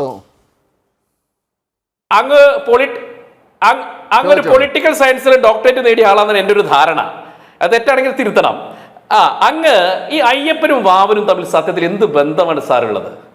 അങ്ങ് വലിയ മതേതര പാരമ്പര്യം പറയുന്നുണ്ടല്ലോ. അയ്യപ്പനും വാവനും തമ്മിൽ അങ്ങ് പഠിച്ച ചരിത്രവുമായി ബന്ധപ്പെട്ട് കേരള സംസ്കാരവുമായി ബന്ധപ്പെട്ട് അയ്യപ്പനും വാവനും തമ്മിലുള്ള ബന്ധമൊന്നും പറയും. ജയരാജ്, പ്രിന്റു ചോദിക്കുന്നത് ഈ അയ്യപ്പനും വാവനും തമ്മിലുള്ള ബന്ധം എന്താണെന്നാണ്. അങ്ങ് വലിയ മതേതര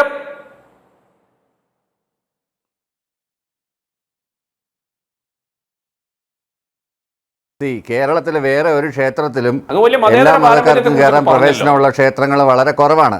ചില പ്രത്യേക ക്ഷേത്രങ്ങളെ അഹന്തികൾക്ക് പ്രവേശനം ഇല്ലാന്ന് ജില്ലയിലടക്കം ചില ക്ഷേത്രങ്ങളുണ്ട്.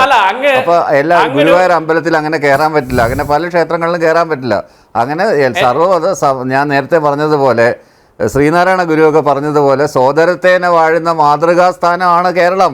അതിനകത്ത് യാതൊരു സംശയം വേണ്ട. അത് ഇവിടുത്തെ സെക്യുലറിസം കൊണ്ടാണ്.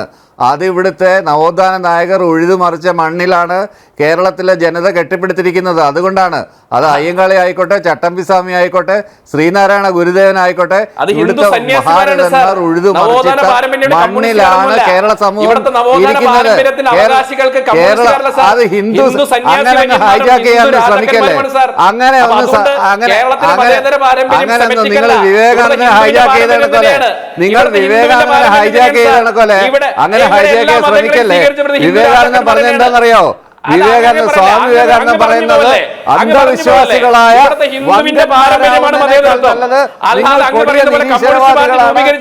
ആവുന്നതാണ് നല്ലതെന്ന് പറഞ്ഞത് ശ്രീ സ്വാമി വിവേകാനന്ദനാണ്. അത് പ്രിന്റ് മറക്കരുത്, അത് പ്രിന്റ് മറക്കരുത്, അത് പ്രിന്റ് മറക്കരുത്. കേരള സമൂഹം ഡെവലപ്പ് ചെയ്തിട്ടുള്ളത് എന്തുകൊണ്ടാണ് BJP-യുടെ ക്ലച്ച് പിടിക്കാത്തത്? എന്തുകൊണ്ടാണ് സംഘപരിവാറിന് കേരളത്തിൽ വേരോട്ടം ഉണ്ടാകാത്തത്? RSSന് ഏറ്റവും കൂടുതൽ കേരളം എന്തുകൊണ്ടാണ് BJP-യുടെ വളർച്ച പടവലങ്ങ പോലെ താഴോട്ട് പോകുന്നത്? വേറൊന്നുമല്ല, ഇവിടുത്തെ എന്ത് വില കൊടുത്തും കേരളത്തിന്റെ സെക്യുലറിസത്തിനെ തകർക്കണം. അതിന് എന്ത് വൃത്തികേട് വേണേലും കാണിക്കും. അത് ഏത് ശ്രീ വിജയ് തമ്പി, ഇവിടെ ഡോക്ടർ ജയരാജ് ഉയർത്തിയ വാദമുഖങ്ങൾ താങ്കൾ ശ്രദ്ധിച്ചിട്ടുണ്ടല്ലോ. അതായത് കേരളത്തിൽ സംഘപരിവാർ ശബരിമല വിഷയത്തെ ഉപയോഗിക്കാൻ ശ്രമിക്കുന്നുവെന്ന പഴയ വിമർശനം അതിപ്പോൾ ഒരിക്കൽ കൂടി പൊടിതട്ടിയെടുക്കുകയാണ്. അതായത് അയ്യപ്പ ഭക്ത സംഗമവുമായി ഇവർ മുന്നോട്ട് പോകും, അതിനിടയിൽ പ്രശ്നങ്ങൾ സൃഷ്ടിക്കുവാൻ ഹൈന്ദവ സംഘടനകൾ ശ്രമിക്കുന്നു എന്ന പഴയ ആരോപണം ഒരിക്കൽ കൂടി ഉന്നയിക്കുകയാണ്. എങ്ങനെ പ്രതികരിക്കും? സത്യത്തിൽ ശ്രീ ജയരാജ് ഇവിടെ പറഞ്ഞൊരു വിഷയമുണ്ടല്ലോ, കേരളം സെക്യുലറിസമാണ്, ഇവിടെ അയ്യപ്പനും ബാബരുമാണ്. യഥാർത്ഥത്തിൽ പറഞ്ഞാൽ ഈ പറഞ്ഞ ബിന്ദു അമ്മണിക്കും രഹന ഫാത്തിമയ്ക്കും എന്താണ് അയ്യപ്പനോടുള്ള ബന്ധം? ആ ബന്ധം തന്നെയാണ് വാവർക്കും അയ്യപ്പനുമായിട്ടുള്ളത്. വാവരെന്ന് പറഞ്ഞൊരു വ്യക്തി അയ്യപ്പൻ്റെ ഒരു ചരിത്രത്തിലോ ഒരു പുരാണത്തിലോ ഒരിക്കലുമില്ല. പിന്നെ മാത്രമല്ല, ശ്രീ ജയരാജ് പറഞ്ഞു ശബരിമലയിൽ പോകുന്നതിന് മുമ്പ് വാവര് പള്ളിയിൽ പോവും, അല്ലെങ്കിൽ ശബരിമലയും തിരിച്ചു വരുമ്പോൾ വാവര് പള്ളിയിൽ വരുമെന്ന് പറഞ്ഞു. ഈ ശ്രീ ജയരാജ്, ഈ വാവര് പള്ളി എന്നൊരു പള്ളി എവിടെയെങ്കിലും ഉണ്ടെന്ന് കാണിച്ചു തരാമോ? ഏതെങ്കിലും റെക്കോർഡിൽ നിന്ന് കാണിച്ചു തരാൻ പറ്റുമോ? ഏതെങ്കിലും ഒരു റെക്കോർഡിൽ കാണിച്ചു തരാൻ പറ്റുമോ? വാവര് പള്ളി എന്നൊരു പള്ളി, എരുമേലിയിലൊരു പള്ളിയുള്ളത് നൈനാർ മസ്ജിദാണ്. ആ നൈനാർ മസ്ജിദാണ് ഇത്. വാവര് പള്ളി അല്ല എന്ന് പറഞ്ഞ് അവിടുത്തെ മഹൽ കമ്മിറ്റി കാഞ്ഞിരപ്പള്ളി കോടതിയിൽ കൊടുത്ത കേസിൽ വിധിയുണ്ടായിട്ടുണ്ട്. വാവര് പള്ളി എന്ന് വെക്കരുത്, നൈനാർ മസ്ജിദാണത്, അതിന് വാവരുമായിട്ട് ഒരു ബന്ധവും ഇല്ല. പാവപ്പെട്ട അയ്യപ്പന്മാരെ പറ്റിക്കാൻ വേണ്ടിയിട്ട് വാവര് പള്ളി എന്ന് പറഞ്ഞ് അവിടെ എഴുതി വെച്ചിട്ട് അവിടെ വന്നാൽ വാവര് പള്ളിയാവുമോ? ഞാൻ ചോദിക്കട്ടെ, ഇവിടെ അയ്യപ്പ ഭക്തന്മാരെന്താണ്? അവർ വ്രതം അനുഷ്ഠിച്ച് വരുന്നവരാണ്. അവിടെ ഖബറാണ് ഉച്ചയ്ക്കുന്നത്. ഖബർ കയറുന്നവരുടെ വ്രതം മുടങ്ങുകയല്ലേ? അത് മനസ്സിലാക്കാതെ ഞാൻ ചോദിക്കട്ടെ, കേരളത്തിൽ നിന്ന് ഒരു അയ്യപ്പ ഭക്തനും അവിടെ വാവര് പള്ളിയിലും നൈനാർ മസ്ജിദിലൊന്നും കയറാറില്ല. പാവപ്പെട്ട ഈ പറഞ്ഞ നിങ്ങൾ തന്നെ നേരത്തെ പറഞ്ഞ പോലെ തെലുങ്ക് നാട്ടിൽ നിന്നും ആന്ധ്രയിൽ നിന്നും അല്ലെങ്കിൽ തമിഴ്നാട്ടിൽ നിന്നും കർണാടകയിൽ നിന്നും വരുന്ന അവർക്കറിയില്ലല്ലോ ഇവിടുത്തെ കാര്യങ്ങൾ. അവർ അയ്യപ്പസ്വാമിയെ കാണാൻ വരുന്നു, അവർ വഴി കാണുന്നതൊക്കെ അവർ വിചാരിക്കുന്നത് അതുമായിട്ട് ബന്ധപ്പെട്ടാണെന്ന്. അപ്പോൾ അവരെയാണ് തിരുത്തേണ്ടത്. പക്ഷേ അവിടെ ഈ പറഞ്ഞ കള്ളത്തരം, ഈ പൊട്ടത്തരമാണ് ശ്രീ ജയരാജ് ഇവിടെ എഴുന്നള്ളിച്ചത്. വാവര് പള്ളിയെന്ന് അദ്ദേഹം പറയട്ടെ, വാവര് പള്ളിയാണെന്ന്. വാവര് അദ്ദേഹം ഇപ്പം നേരത്തെ പിണ്ടു മഹാദേവ് ഒരു ചോദ്യം ചോദിച്ചു. അദ്ദേഹം പൊളിറ്റിക്കൽ സയൻസിൽ ഡോക്ടറേറ്റ് എടുത്ത ആളാണെങ്കിൽ അദ്ദേഹം പറയട്ടെ വാവരും അയ്യപ്പനുമായിട്ടുള്ള ബന്ധം എന്താണെന്ന്. ബിന്ദു അമ്മി അയ്യപ്പനുമായിട്ട് ബന്ധമുണ്ടെങ്കിൽ, രഹന ഫാത്തിമയും അയ്യപ്പനുമായിട്ട് ബന്ധമുണ്ടെങ്കിൽ അതുപോലൊരു ബന്ധം മാത്രമേ ഉള്ളൂ വാവർക്കും അയ്യപ്പനുമായിട്ടുള്ളത്. ഏതോ കാലത്ത് ഇങ്ങനെ ഉണ്ടാക്കിയെടുത്തതാണത്, അല്ലാതെ വാവരെന്ന് പറഞ്ഞൊരു കഥാപാത്രമേ ഇല്ല. ഞാൻ ചോദിക്കട്ടെ, ഏതെങ്കിലും ഇസ്ലാമികൾക്ക് വാവരെന്നൊരു പേരുണ്ടോ? എവിടെയെങ്കിലും ഉണ്ടോ? ഞാൻ ചോദിക്കട്ടെ, വാവര് പള്ളിയിൽ അവിടെ ഇരിക്കുന്ന ആൾക്കാർ അയ്യപ്പ ഭക്തരാണോ? ഈ വാവര് നടയെന്ന് പറഞ്ഞ് ശബരിമലയിൽ വന്നിരിക്കുന്ന ആൾക്കാർ ഒരാളെങ്കിലും 18-ാം പടി ചവിട്ടി മോളിൽ പോയി അയ്യപ്പസ്വാമിയെ ദർശനം നടത്തിയിട്ടുണ്ടോ? ശ്രീ ജയരാജ് എന്നിപ്പോൾ പറഞ്ഞല്ലോ, അയ്യപ്പ ക്ഷേത്രത്തിൽ ശബരിമലയിൽ ആർക്കും വരാം. ആർക്കും വരാം, ഏത് മതസ്ഥർക്കും വരാം. പക്ഷേ ആ വരുന്നവർ ഭക്തരായിരിക്കണം. 40 ദിവസം ഒരു മണ്ഡലകാലം വ്രതമനുഷ്ഠിച്ച് വരുന്നവരായിരിക്കണം. ഇപ്പം ഇവിടെ ശ്രീ ജയരാജ് പറഞ്ഞ പോലെ ബിന്ദു അമ്മണി ഒരു പോസ്റ്റ് ഇട്ടിട്ടുണ്ട്. ഭക്തസംഗമത്തിൽ മാത്രമല്ല, ശബരിമലയെ ദർശനത്തിനുള്ള സൗകര്യം ഒരുക്കി കൊടുക്കുമോ? അതിനുള്ള നട്ടെല്ല് ശ്രീ പിണറായി വിജയൻ ഉണ്ടോ? അതൊന്ന് അറിയണമല്ലോ. ഞാൻ ചോദിക്കട്ടെ, അയ്യപ്പ ഭക്തസംഗമം നടത്തട്ടെ, ശരണം വിളിയോടെ തുടങ്ങട്ടെ. അതിനു മുമ്പ് ഭക്തസംഗമം വിളിക്കുന്നതിന് മുമ്പ് അദ്ദേഹം പറയട്ടെ, ഞാൻ ചെയ്തതെല്ലാം തെറ്റായിപ്പോയി, ഞാൻ അവിടെ യുവതികളെ രാത്രിയുടെ മറവിൽ പ്രവേശിപ്പിച്ചത് എനിക്ക് പറ്റിയ മണ്ടത്തരമാണെന്ന് അദ്ദേഹം പറയട്ടെ. അല്ലെങ്കിൽ അദ്ദേഹം പറയട്ടെ, ഞാൻ കാണിച്ച ഇവിടുത്തെ പാവപ്പെട്ട അയ്യപ്പ ഭക്തരെ അവർ നാമജപം നടത്തിയപ്പോൾ അവരെ തല്ലി ചതച്ചത്, ഒരു പാവപ്പെട്ട അയ്യപ്പ ഭക്തനെ, ഉണ്ണിത്താഴ്ന്നൊരു ഭക്തനെ ആ CPM ഓഫീസിൽ നിന്ന് കല്ലെറിഞ്ഞ് കൊന്നത്, ഇവരുടെ വാഹനങ്ങളൊക്കെ തല്ലി തകർത്തത്, എന്തിന്? സുപ്രീം കോടതിയിൽ അഫിഡവിറ്റ് കൊടുത്തത്, സ്ത്രീ പ്രവേശനത്തിന് യുവതീ പ്രവേശനത്തിന് അനുകൂലമായിട്ട് സുപ്രീം കോടതിയിൽ അഫിഡവിറ്റ് കൊടുത്തത്. ഇതെല്ലാം ഞങ്ങൾക്ക് പറ്റിയ തെറ്റാണ്, ഇതെല്ലാം ഞങ്ങൾ തിരുത്തുന്നു, ഞങ്ങളെല്ലാം അയ്യപ്പ ഭക്തരാണ്, ശരണം വിളിക്കാം. ഞാൻ ചോദിക്കട്ടെ, ശ്രീ പിണറായി വിജയൻ ശബരിമലയിൽ പോയിട്ടുണ്ടല്ലോ, അദ്ദേഹം 18-ാം പടിക്ക് മുകളിൽ പോയിട്ടില്ലല്ലോ, അവന് അദ്ദേഹം അയ്യപ്പ ഭക്തനാണോ? അപ്പോൾ എന്ത് യോഗ്യതയുണ്ട് അദ്ദേഹത്തിന് അയ്യപ്പ സംഗമം ഉദ്ഘാടനം ചെയ്യാൻ? ഓരോ യോഗ്യതയില്ല. ശ്രീ വാസവൻ എന്താ കഴിഞ്ഞ മകരവിളക്കിന് ശബരിമലയെ കാട്ടിക്കൂട്ടിയത്? കയ്യും കെട്ടി ഗുസ്തി കാണാൻ നിന്ന പോലെയല്ലേ അദ്ദേഹം അവിടെ നിന്നത്? അങ്ങനെ ഒരാൾക്ക് എങ്ങനെയാണ് അയ്യപ്പ സംഗമം വിളിച്ചു കൂട്ടാൻ എന്ത് അധികാരമുണ്ട്, എന്ത് അവകാശമുണ്ട്? അപ്പം ഇത് വെറും ഉഡായിപ്പ് പരിപാടിയാണിത്. ഇത് ആൾക്കാരുടെ പാവപ്പെട്ട കേരളത്തിന് പുറത്തുനിന്ന് വരുന്ന യഥാർത്ഥ ഭക്തരെ അവരെ പറഞ്ഞ് പറ്റിച്ച് കൊണ്ടുവന്ന് അവരെ പൈസ അടിച്ചു മാറ്റാനുള്ള പരിപാടിയാണിത്. മാത്രമല്ല അശാസ്ത്രീയമായ കാര്യങ്ങളാണ് ശബരിമല ചെയ്യാൻ പോകുന്നത്. ശബരിമലയുടെ 2 മാസ്റ്റർ പ്ലാൻ തയ്യാറാക്കിയിട്ടുണ്ട്. നമ്മുടെ സ്വർഗീയനായ സ്വാമി സത്യാനന്ദ സരസ്വതി തിരുവടികൾ, അദ്ദേഹത്തിൻ്റെ നേതൃത്വത്തിലാണ് ആദ്യത്തെ മാസ്റ്റർ പ്ലാൻ, ഹരിവരാസന പദ്ധതി. അതെവിടെ പോയി? രണ്ടാമത് ടെക്നോ പാർക്കിലെ ആൾക്കാരെല്ലാം കൂടെ ചേർന്നിട്ട് വളരെ നല്ല രീതിയിൽ അടുത്ത ഒരു മാസ്റ്റർ പ്ലാൻ കൊടുത്തിട്ടുണ്ട്. ഇതെവിടെ പോയി? ഈ മാസ്റ്റർ പ്ലാനൊക്കെ എവിടെ പോയി? ഇതൊന്നും ചെയ്യാതെ കുറേ ആൾക്കാരുടെ പൈസ, ഇപ്പോൾ തന്നെ സെൻട്രൽ ഗവൺമെൻറ് ഏകദേശം 100 കോടി രൂപ സാങ്ഷൻ ആയതാണ് അവിടുത്തെ പുനരുദ്ധാരണത്തിന്, അവിടുത്തെ കാര്യങ്ങൾക്ക് വേണ്ടിയിട്ട്. അതിൽ 20 കോടി എന്തോ ചിലവാക്കി, ബാക്കി 80 കോടി ലോപ്സായി പോയി. എന്തുകൊണ്ട്? ചെയ്യാൻ പറ്റാത്തതുകൊണ്ട്. ഞാൻ ചോദിക്കട്ടെ, അവിടെ അയ്യപ്പന്മാർ കടന്നു പോകുന്ന ആ നീലിമലയിൽ അവിടെ വഴിയിൽ സിമൻ്റ് ഇട്ട് പടിക്കെട്ടുണ്ടാക്കിയിട്ടുണ്ട്. കഴിഞ്ഞ മണ്ഡലകാലത്ത് 4 or 5 പേരാണ് അവിടെ തെന്നി വീണ്, അതിൽ 2 or 3 പേര് മരണപ്പെട്ടു. എന്നിട്ട് അത് ഹാർട്ട് അറ്റാക്ക് എന്നാണ് ഒരു സർട്ടിഫിക്കറ്റ് കൊടുത്തെന്നാണ് ഞാൻ അറിഞ്ഞത്. അതിൽ ഒരാൾ അവിടുത്തെ ഉദ്യോഗസ്ഥൻ തന്നെയായിരുന്നു. അപ്പോൾ ആലോചിച്ച് നോക്കി, ഇതെല്ലാം അശാസ്ത്രീയമായ കാര്യങ്ങൾ. ഇതിനു വേണ്ടി ആൾക്കാരെ പൈസ തട്ടിപ്പാനുള്ള പരിപാടി. മാത്രമല്ല, ഇപ്പം അവിടെ ട്രാക്ടർ എന്തിനാണ് വെച്ചിരുന്നത്? അവിടെ സാധനം കൊണ്ടുപോകാനാണ്. ആ ട്രാക്ടറിൽ ആൾക്കാരെ കയറ്റി അടിക്കുന്നു. അതിനിപ്പോൾ ഏറ്റവും വലിയ ഉദാഹരണം ഹൈക്കോടതി തന്നെ അത് കണ്ടെത്തിയില്ലേ, ഒരു പോലീസ് ഉദ്യോഗസ്ഥൻ തന്നെ ട്രാക്ടറിൽ കയറിപ്പോയത്. അപ്പം ഞാൻ ചോദിക്കട്ടെ, ഇങ്ങനെയുള്ള ഓരോ കാര്യങ്ങൾ ശബരിമലയുടെ എല്ലാ പവിത്രതയും നശിപ്പിക്കാൻ വേണ്ടി. പിന്നെ ഇദ്ദേഹം നേരത്തെ പറഞ്ഞു ശബരിമലയിൽ പൈസ ഇടരുതെന്ന് പറഞ്ഞു. സത്യം തന്നെയാണ്. ശബരിമല ക്ഷേത്രത്തിലല്ല, ഈ പിണറായി സർക്കാർ അല്ലെങ്കിൽ CPMകാർ അല്ലെങ്കിൽ അവിശ്വാസികൾ ഭരിക്കുന്ന ക്ഷേത്രത്തിൽ കിട്ടുന്ന പൈസ എങ്ങോട്ട് പോകുന്നു? ശബരിമല വരുന്ന കോടിക്കണക്കിന് രൂപ എങ്ങോട്ട് പോകുന്നു? ശ്രീ ജയരാജ് പറയൂ. അത് ഭക്തർക്ക് വേണ്ടിയാണ്, ശബരിമലയുടെ വികസനത്തിന് വേണ്ടിയാണ് ചിലവാക്കുന്നത്, അല്ലെ ഭക്ത സമൂഹത്തിൻ്റെ നന്മയ്ക്ക് വേണ്ടിയാണ് ചിലവാക്കുന്നതെന്ന് പറയൂ. എവിടെ പോകുന്നു ഈ പൈസ? ഞാൻ ചോദിക്കട്ടെ, ശബരിമലയിൽ കാണിക്കയിടുന്ന മാത്രമല്ലല്ലോ വരുമാനം. അവിടെ അപ്പവും അരവണയും പാവപ്പെട്ട ഭക്തർക്ക് ദൂരെ നിന്ന് വരുന്നത്, കേരളത്തിൽ നിന്ന് പലരും വാങ്ങിക്കാറില്ല, തമിഴ്നാട്ടിൽ നിന്നും പുറത്തുനിന്ന് വരുന്ന ഭക്തരെ അവിടുത്തെ പ്രസാദമാണെന്ന് കരുതി പാവങ്ങൾ അവരെ വീട്ടിൽ കൊണ്ടുപോയി ഭഗവാന്റെ പ്രസാദം എന്ന് പറഞ്ഞാണ് ഇത് വാങ്ങിച്ചുകൊണ്ട് പോകുന്നത്, ചുമന്നുകൊണ്ട് പോകുന്നത്. ഇത് പ്രസാദമാണെന്ന് പറയാൻ പറ്റുമോ? ദേവസ്വം ബോർഡിന് പറയാനുള്ള തൻ്റെ ഇടമുണ്ടോ? ശബരിമലയിൽ കൊടുക്കുന്ന അരവണയും അപ്പവും അവിടുത്തെ പ്രസാദമാണെന്ന്. ശബരിമല അയ്യപ്പൻ കാണാത്ത, 18-ാം പടിക്ക് മുകളിൽ പോലും കയറ്റാത്ത ഒരു ഫാക്ടറി വസ്തുവാണ് ഈ പറഞ്ഞ അരവണയും അപ്പവും. ഇത് കൊടുത്തല്ലേ അയ്യപ്പ ഭക്തരെ പറ്റിക്കുന്നത്? അപ്പോൾ അതിന് പ്രതികരിക്കണ്ടേ? പിന്നെ പൈസ ഇടരുത്, ഇപ്പോഴും പറയുന്നു. ദേവസ്വം ബോർഡിൻ്റെ ക്ഷേത്രങ്ങളിൽ ഒരു പൈസ പോലും ഇടരുത്, ഒരു വഴിപാട് പോലും അവിടെ കഴിക്കരുത്. അവിടെ പോയി ദർശനം നടത്തുക, ഭഗവാൻ അനുഗ്രഹം അങ്ങനെ അല്ലാതെ പൈസയല്ല, പൈസയ്ക്ക് വേണ്ടിയല്ല ഭഗവാൻ അവിടെ ഇരിക്കുന്നത്. അപ്പൊ പൈസയ്ക്ക് വേണ്ടിയിരിക്കുന്ന ആരാ? ഇവിടുത്തെ ഭരണകർത്താക്കളാണ്. എങ്ങനെയെങ്കിലും അയ്യപ്പന്റെ പേര് പറഞ്ഞ് പൈസ അടിച്ചു മാറ്റുക എന്നുള്ള ഒറ്റ ലക്ഷ്യമല്ലാതെ ഈ CPMനോ മറ്റേതെങ്കിലും ആൾക്കാർക്കോ ശബരിമലയെ കൊണ്ട് എന്തെങ്കിലും ഉദ്ദേശമുണ്ടോ? അവിടെ വരുന്ന ഭക്തർക്ക് സൗകര്യം ഒരുക്കണം, അല്ലെ ഭക്തർക്ക് വേണ്ട സഹായം ചെയ്തു കൊടുക്കണം, അല്ലെ ശബരിമലയുടെ ആചാര അനുഷ്ഠാനങ്ങൾ സംരക്ഷിക്കപ്പെടണം, ഭഗവാനുള്ള കാര്യങ്ങളെല്ലാം കൃത്യമായിട്ട് നടക്കണം. ഒരാൾക്കെങ്കിലും ഒരു താല്പര്യമുണ്ടോ? അവിടെ വരുന്ന ആൾക്കാരെ പണം എങ്ങനെ അടിച്ചു മാറ്റാം എന്നുള്ളത് കവിഞ്ഞിട്ട് അവിടെ വരുന്ന ഭക്തരെ ഏതൊക്കെ രീതിയിൽ ബുദ്ധിമുട്ടിക്കാം എന്നുള്ളതല്ലാതെ അവർക്ക് സൗകര്യം. ഞാൻ ചോദിക്കട്ടെ, അവിടെ മുകളിലൊരു ശബരി ഗസ്റ്റ് ഹൗസ് പണിഞ്ഞു വെച്ചിട്ടുണ്ട്. ഇവിടെ 5 സ്റ്റാർ ഹോട്ടലിൽ പോയാൽ പോലും 24 hours ആണ് ചെക്കൗട്ട്. അവിടെ എത്രയാണ്? 6 മണിക്കൂറത്തേക്കാണ് പൈസ വാങ്ങിക്കുന്നത്. 2000-2500 രൂപ. മോൾ ഒരു സൗകര്യവുമില്ല, ചൂടുവെള്ളമില്ല. നല്ല തണുപ്പത്ത് പ്രായമുള്ള ആൾക്കാർ വന്നാൽ ചൂടുവെള്ളമില്ല, 3 or 4 നില കയറണം, ലിഫ്റ്റില്ല. ഒരു സൗകര്യമില്ലാത്ത സ്ഥലത്ത് നല്ല ബെഡ്ഷീറ്റില്ല, നല്ല ഒരു ബാത്റൂം പോലും ഇല്ല.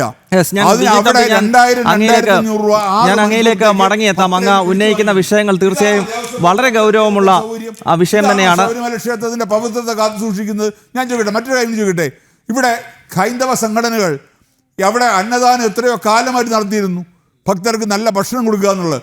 അത് ഹൈക്കോടതിയിൽ ഇടപെട്ട് ദേവസ്വം ബോർഡ് ചെയ്തോളാം എന്ന് പറഞ്ഞ് അത് റദ്ദാക്കി. ദേവസ്വം ബോർഡ് എന്താ ചെയ്യുന്നത്? കഴിഞ്ഞ പ്രാവശ്യം ഞാൻ ശബരിമലയിൽ ചെന്നപ്പോൾ ഒരു ഭക്തൻ എന്നെ കൊണ്ട് കാണിച്ചു അവിടുത്തെ ഉപ്പുമാവ്, പുഴുവരിക്കുന്ന ഉപ്പുമാവ്. ഇതാണ് ഭക്തർക്ക് അവിടെ ദേവസ്വം ബോർഡ് കൊടുക്കുന്നത്. എന്നിട്ട് ദേവസ്വം ബോർഡ് ചെയ്യുന്നത് എന്താ? അവിടെ ലേലം കൊടുക്കുക. കോടിക്കണക്കിന് രൂപ ഹോട്ടലുകൾക്ക് ലേലം കൊടുത്ത് പൈസ വാങ്ങിക്കുക. ഇത് തെറ്റല്ലേ? ഞാൻ ചോദിക്കുന്നത്, ഇത്രയും വരുമാനമുള്ള, ഇത്രയും സൗകര്യമുള്ള ഒരു സ്ഥലത്ത് എന്തുകൊണ്ട് നല്ല രീതിയിലുള്ള ഭക്ഷണം കൊടുത്തുകൂടാ? ദേവസ്വം ബോർഡ് കൊടുക്കാൻ പറ്റില്ലേ? പറയൂ. ഇവിടുത്തെ സന്നദ്ധ സംഘടനകൾ തയ്യാറാവും, അവർ മുന്നോട്ട് വരും. അതുപോലെ തന്നെ KSRTC വെച്ചിട്ട് ദേവസ്വം ബോർഡ് ഭക്തരെ കൊള്ളയടിക്കുകയല്ലേ? ഈ നിലയ്ക്കൽ നിന്നും പമ്പ വരെ പൈസ പിടുങ്ങുകയല്ലേ? അത് അവരായിട്ട് ഓടിക്കുകയല്ലേ? പമ്പയിൽ നമ്മൾ ചെന്ന് നോക്കൂ, ആ മണ്ഡലകാല സമയത്ത് ഞാൻ അങ്ങയിലേക്ക് മടങ്ങിയെത്താം. ഇപ്പോൾ ഈ ഇതുപോലെ നിലയ്ക്കലും അപ്പോൾ ആൾക്കാരെ കഷ്ടപ്പെടുത്തി ബസ്സിൽ കയറിയാലോ? കൊള്ള പൈസയല്ലേ വാങ്ങിക്കുന്നത്? അത് കണ്ട് കഷ്ടം തോന്നിയിട്ടാണ് വിശ്വ ഹിന്ദു പരിഷത്ത് പറഞ്ഞത് നിലയ്ക്കൽ മുതൽ പമ്പ മുതൽ നിലയ്ക്കൽ വരെയും സൗജന്യമായിട്ട് അയ്യപ്പന്മാരെ കൊണ്ടുപോകാമെന്ന്. അപ്പോൾ അതിനെ എതിർത്തു, ഹൈക്കോടതിയിൽ എതിർത്തു. ഇപ്പോൾ കേസ് സുപ്രീം കോടതി കിടക്കുകയാണ്. സുപ്രീം കോടതി തീരുമാനിക്കട്ടെ. സുപ്രീം കോടതി പറയുകയാണ് നാളെ അങ്ങനെ ചെയ്യാൻ പറ്റുമെങ്കിൽ വിശ്വ ഹിന്ദു പരിഷത്തും മറ്റെല്ലാ ഹൈന്ദവ സംഘടനകളും കൂടി ചേർന്ന് സൗജന്യമായിട്ട് അയ്യപ്പന്മാരെ നിലയ്ക്കൽ നിന്ന് പമ്പയിലേക്കും പമ്പയിൽ നിലയ്ക്കലേക്കും എത്തിക്കും. ഞാൻ ഇവിടെ തിരുപ്പതിയിൽ എന്താണ്? നിങ്ങൾ തിരുപ്പതി ചെന്ന് റെയിൽവേ സ്റ്റേഷനിൽ ഇറങ്ങി നോക്കൂ. അരമണിക്കൂർ ഇടപെട്ട് തിരുമലയിലേക്ക് ആ ക്ഷേത്രത്തിൻ്റെ ദേവസ്വം ബോർഡിൻ്റെ ഫ്രീ സർവീസുണ്ട്, സൗജന്യ യാത്ര തിരുപ്പതി റെയിൽവേ സ്റ്റേഷനിൽ നിന്നും തിരുമല വരയ്ക്കും. എന്തുകൊണ്ട് അതിവിടെ ദേവസ്വം ബോർഡിന് ചെയ്തുകൂടാ? ദേവസ്വം ബോർഡിന് സൗജന്യമായിട്ട് എന്തുകൊണ്ട് അയ്യപ്പ ഭക്തരെ ഞാൻ അങ്ങയിലേക്ക് മടങ്ങിയെത്താം. ചർച്ച അതിന്റെ അവസാന ഘട്ടത്തിലേക്ക് കടക്കുകയാണ്. 6 മിനിറ്റ് മാത്രമാണ് ശേഷിക്കുന്നത്. ദീപാനിൽ ഒരൊറ്റ ചോദ്യമുള്ളത്, ശബരിമലയുമായി ബന്ധപ്പെട്ട് ഇപ്പോൾ മറ്റൊരു വിവാദം, ഇതൊരു വിവാദമായി തന്നെ ഇതിനകം മാറിക്കഴിഞ്ഞിരിക്കുന്നു. അടുത്ത മാസം 20-നാണ് ഈ ഭക്തസംഗമം എന്ന പേരിൽ ഇടത് സർക്കാർ ഇത്തരമൊരു സമ്മേളനം നടത്തുന്നത്. അതിനെതിരെ പ്രത്യക്ഷമായൊരു പ്രതിഷേധവുമായി കോൺഗ്രസ് ഉണ്ടാകുമോ? കാരണം കോൺഗ്രസ് ഭക്തർക്കൊപ്പം ഉണ്ട് എന്നൊക്കെ പലപ്പോഴും പറയാറുണ്ടെങ്കിലും പ്രത്യക്ഷമായി കാണാറില്ല. അതുകൊണ്ടാണ് ഈ ചോദ്യം. വളരെ വേഗത്തിൽ മറുപടി പറയാം. പ്രത്യക്ഷമായി തന്നെ ഇന്ന് പ്രതിപക്ഷ നേതാവ് ഇതിനെ കുറിച്ചിട്ടുള്ള സ്റ്റേറ്റ്മെന്റ് കൊടുത്തിട്ടുണ്ടല്ലോ. പ്രതിപക്ഷ നേതാവ് വളരെ കൃത്യമായിട്ട് പറഞ്ഞിട്ടുണ്ട്, ഈ ഒരു അയ്യപ്പ എന്താണ് സമ്മേളനത്തിൽ പങ്കെടുക്കില്ല എന്ന് പറഞ്ഞിട്ടുണ്ട്. പ്രതിപക്ഷ നേതാവിനെ ഡയറക്റ്റ് അദ്ദേഹത്തെ അറിയിക്കാതെയാണ് അദ്ദേഹത്തിന്റെ പേരും മറ്റും സ്വാഗത സംഘത്തിലും മറ്റു കാര്യങ്ങളും ഉപയോഗിച്ചതെന്നും അദ്ദേഹം പറഞ്ഞിട്ടുണ്ട്. അത് തന്നെയാണ് കോൺഗ്രസിന്റെ നിലപാട് എന്ന് പറയുന്നത്. ഞങ്ങളെ സംബന്ധിച്ചിടത്തോളം അയ്യപ്പന്മാർക്ക് പിണറായി വിജയന്റെ സപ്പോർട്ട് ഇല്ലാതെ തന്നെ അയ്യപ്പ ദർശനം നടത്താനും മറ്റു കാര്യങ്ങൾക്കുമുള്ള സൗകര്യം ഇവിടെയുണ്ട്. കേരളത്തിലെ പ്രബുദ്ധ ജനത ഇതിന് പിന്നിലെ രാഷ്ട്രീയവും മറ്റു കുബുദ്ധികളും തിരിച്ചറിയും എന്ന് തന്നെയാണ് ഞങ്ങൾക്ക് പറയാനുള്ളത്. ശ്രീ വിജിത് തമ്പി, കോൺഗ്രസിന്റെ നിലപാട് ഇങ്ങനെയാണ്. അങ്ങേക്ക് ഈ വിഷയത്തിൽ മറുപടി നൽകാം. ഈ കോൺഗ്രസിന് എന്നോട്ടാണ് ഹൈന്ദവ വിരുദ്ധത വന്നതെന്ന് എനിക്കറിയില്ല. കാര്യം ഭാരതത്തിലെ സ്വാതന്ത്ര്യ കാലഘട്ടം തൊട്ട് ഹൈന്ദവ ബിംബങ്ങളെ ഉയർത്തിപ്പിടിച്ചവരാണ് കോൺഗ്രസ്സുകാർ. ഇവിടെ ഗണേശോത്സവം ഇന്നിപ്പം വിനായക ചതുർത്ഥി ഗണേശോത്സവത്തിന് ഭാരതം ഒട്ടാകെ പ്രപുര പ്രചാരം നേടിക്കൊടുത്തത് ബാലഗംഗാധര തിലകനാണ്. അതുപോലെ നേരത്തെ നമ്മുടെ അവതാരകൻ പറഞ്ഞതുപോലെ സോമനാഥ ക്ഷേത്രം 17 പ്രാവശ്യത്തോളം തകർക്കപ്പെട്ട ക്ഷേത്രം സർദാർ വല്ലഭായ് പട്ടേലാണ് പുനരുദ്ധാരണം ചെയ്തത്. അന്ന് ഡോക്ടർ രാജേന്ദ്ര പ്രസാദാണ് അതിൻ്റെ ശിലാസ്ഥാപനം നടത്തിയത്. അപ്പോൾ ഇതുപോലെയുള്ള ഒരുപാട് കാര്യങ്ങളിൽ കോൺഗ്രസ് ഒരു കാലത്ത് കംപ്ലീറ്റ് ഹൈന്ദവ കൂടെ നിന്നവരാണ്. പക്ഷേ ഇപ്പോൾ ഏറ്റവും പ്രധാനം കോൺഗ്രസിൻ്റെ ഒരു അപ്പോസ്തലിയനുണ്ടല്ലോ, മറ്റേ പോപ്പ്, ഈ രാഹുൽ ഗാന്ധി. അദ്ദേഹത്തിൻ്റെ ഒരു ഫേസ്ബുക്ക് പോസ്റ്റ് എടുത്ത് നോക്കുക. അദ്ദേഹത്തിന് 4 പോസ്റ്റ് ഒന്നിച്ച് നോക്കിയാൽ മതി. അദ്ദേഹം വിനായക ചതുർത്ഥിക്ക് ഒരു ഗ്രീറ്റിംഗ്സ് ഇട്ടിട്ടുണ്ട്. വിനായകനില്ലാതെ എന്ത് ചതുർത്ഥി? ഗണപതി ഇല്ലാതെ ചതുർത്ഥിയുണ്ടോ? വിനായക ചതുർത്ഥിക്ക് വിനായകനില്ല, ശ്രീകൃഷ്ണ ജയന്തിക്ക് ശ്രീകൃഷ്ണനില്ല, രാമനവമിക്ക് ശ്രീരാമനില്ല, നവരാത്രിക്ക് ദേവിയുമില്ല. ഇല്ലാതെയുള്ള പോസ്റ്റുകളാണ് അദ്ദേഹത്തിൻ്റെ ഫേസ്ബുക്കിൽ തന്നെ ഉള്ളതാണ്. അപ്പോൾ എന്തുകൊണ്ടാണിത്? ഇപ്പം മറ്റു പലരെ പ്രീണിപ്പിക്കാൻ, ഹിന്ദുക്കളെ ഏതൊക്കെ രീതിയിൽ ബുദ്ധിമുട്ടിക്കാം എന്ന് എന്താ പറയുക, റിസർച്ച് നടത്തുന്ന ആൾക്കാരാണ് ഈ പറഞ്ഞ CPM-ഉം കോൺഗ്രസ്സുകാരും. ഒരേ തൂവൽ പക്ഷികൾ തന്നെയാണ്, അതിലൊരു സംശയവുമില്ല. പിന്നെ ഇവിടെ പലരും പറഞ്ഞു ശബരിമല പ്രക്ഷോഭ സമയത്ത് കോൺഗ്രസ്സുകാരുടെ, അന്ന് ഒരു കാര്യം ആലോചിച്ച് നോക്കൂ, ശബരിമലയിൽ യുവതീ പ്രവേശന പ്രശ്നം വന്നപ്പോൾ കേരളത്തിലെ ഹൈന്ദവ ജനത ഉണർന്നു. അപ്പോൾ അവിടെ കോൺഗ്രസ്സുകാർ മാത്രമല്ല, CPM ആൾക്കാരും അതിൽ പങ്കെടുത്തിട്ടുണ്ട്. CPM അനുഭാവികളും CPM പ്രവർത്തകരും ആ അയ്യപ്പ സംഗമത്തിലും അയ്യപ്പ നാമജപ ഘോഷയാത്രകളിലും പങ്കെടുത്തിട്ടുണ്ട്. അവരുടെ ഉള്ളിലെ ഹൈന്ദവീയതയാണത്. അപ്പോൾ അവിടെയാണ് പിണറായി സർക്കാരിന് മനസ്സിലായത്, ഈ ഹിന്ദുക്കൾ ഒന്നാവണമെങ്കിൽ അവിടെ ആത്മീയത വേണം. ആ അയ്യപ്പസ്വാമിയുടെ പേരിലായതുകൊണ്ടാണ് CPM പോലും അന്ന് ആ നാമജപ ഘോഷയാത്രകളിൽ പങ്കെടുത്തത്. യഥാർത്ഥ വിശ്വാസികൾ എല്ലായിടത്തും ഉണ്ട്, കോൺഗ്രസ്സിലും ഉണ്ട്, CPM ഉണ്ട്. പക്ഷേ CPM ആ വിശ്വാസം പുറത്ത് പറയാൻ പേടിയാണ്. ഹിന്ദുക്കൾക്ക് പറയാൻ പേടിയാണ്. മറ്റുള്ളവർക്ക് പ്രശ്നമില്ല. CPM സമ്മേളനത്തിൽ അവിടെ നിസ്കാരത്തിനുള്ള സൗകര്യം ഒരുക്കി കൊടുക്കും. അല്ലെങ്കിൽ അവിടെ ഇപ്പോൾ CPM-കാരനാണെങ്കിൽ അയാളുടെ കുഞ്ഞിന് മാമോദിസം വെക്കാനുള്ള സൗകര്യം ഒരുക്കി കൊടുക്കും. CPM വേറെ അപ്പോസിറ്റീസിനുണ്ടല്ലോ, ഇപ്പം MP ആയി പോയ ആൾ, അദ്ദേഹത്തിൻ്റെ മകൾക്ക് കല്യാണം പള്ളി വെച്ച് നടത്താൻ പ്രശ്നമില്ല. ഒരു ഹിന്ദു ക്ഷേത്രത്തിൽ പോയാൽ ഒരു കുറിയിട്ടാൽ CPM-കാർക്ക് വിറയൽ വരും. കാര്യം അവരുടെ വലിയ നേതാവുണ്ടല്ലോ, യശശരീരനായ ശ്രീ EMS നമ്പൂതിരിപ്പാട്, അദ്ദേഹം പറഞ്ഞ എന്താ, ഒരു ക്ഷേത്രം നശിച്ചാൽ അന്ധവിശ്വാസം തകരും എന്ന് പറഞ്ഞത് കേരളത്തിന്റെ പ്രഥമ മുഖ്യമന്ത്രി EMS നമ്പൂതിരിപ്പാട് തന്നെയാണ്. അന്നു മുതൽ ശബരിമല ക്ഷേത്രം 1950 തീവപ്പ് നടത്തിയത് മുതൽ 2018 അവിടെ ആചാരലംഘനം നടത്തിയതുൾപ്പെടെ കമ്മ്യൂണിസ്റ്റ് സർക്കാരുകൾ എങ്ങനെയൊക്കെ ശബരിമലയെയും അതോടൊപ്പം തന്നെ അത്തരം മഹത്തായ ക്ഷേത്രങ്ങളെയും തകർക്കുവാൻ കേരളത്തിൽ ശ്രമിച്ചു എന്നതിൻ്റെ വലിയൊരു ചരിത്രം തന്നെ നമുക്ക് ചൂണ്ടിക്കാണിക്കാൻ സാധിക്കും. ഈ സംവാദം ഇവിടെ അവസാനിക്കുകയാണ്. ഈ ചർച്ചയിൽ പങ്കെടുത്ത BJP നേതാവ് പ്രിന്റു മഹാദേവ്, വിശ്വ ഹിന്ദു പരിഷത്തിന്റെ സംസ്ഥാന അധ്യക്ഷൻ വിജി തമ്പി, കോൺഗ്രസ് നേതാവ് ദീപ അനിൽ, ഒപ്പം ഇടത് നിരീക്ഷകൻ ഡോക്ടർ B ജയരാജ്, 4 അതിഥികൾക്കും ഒപ്പം പ്രിയപ്പെട്ട പ്രേക്ഷകർക്കും നന്ദി.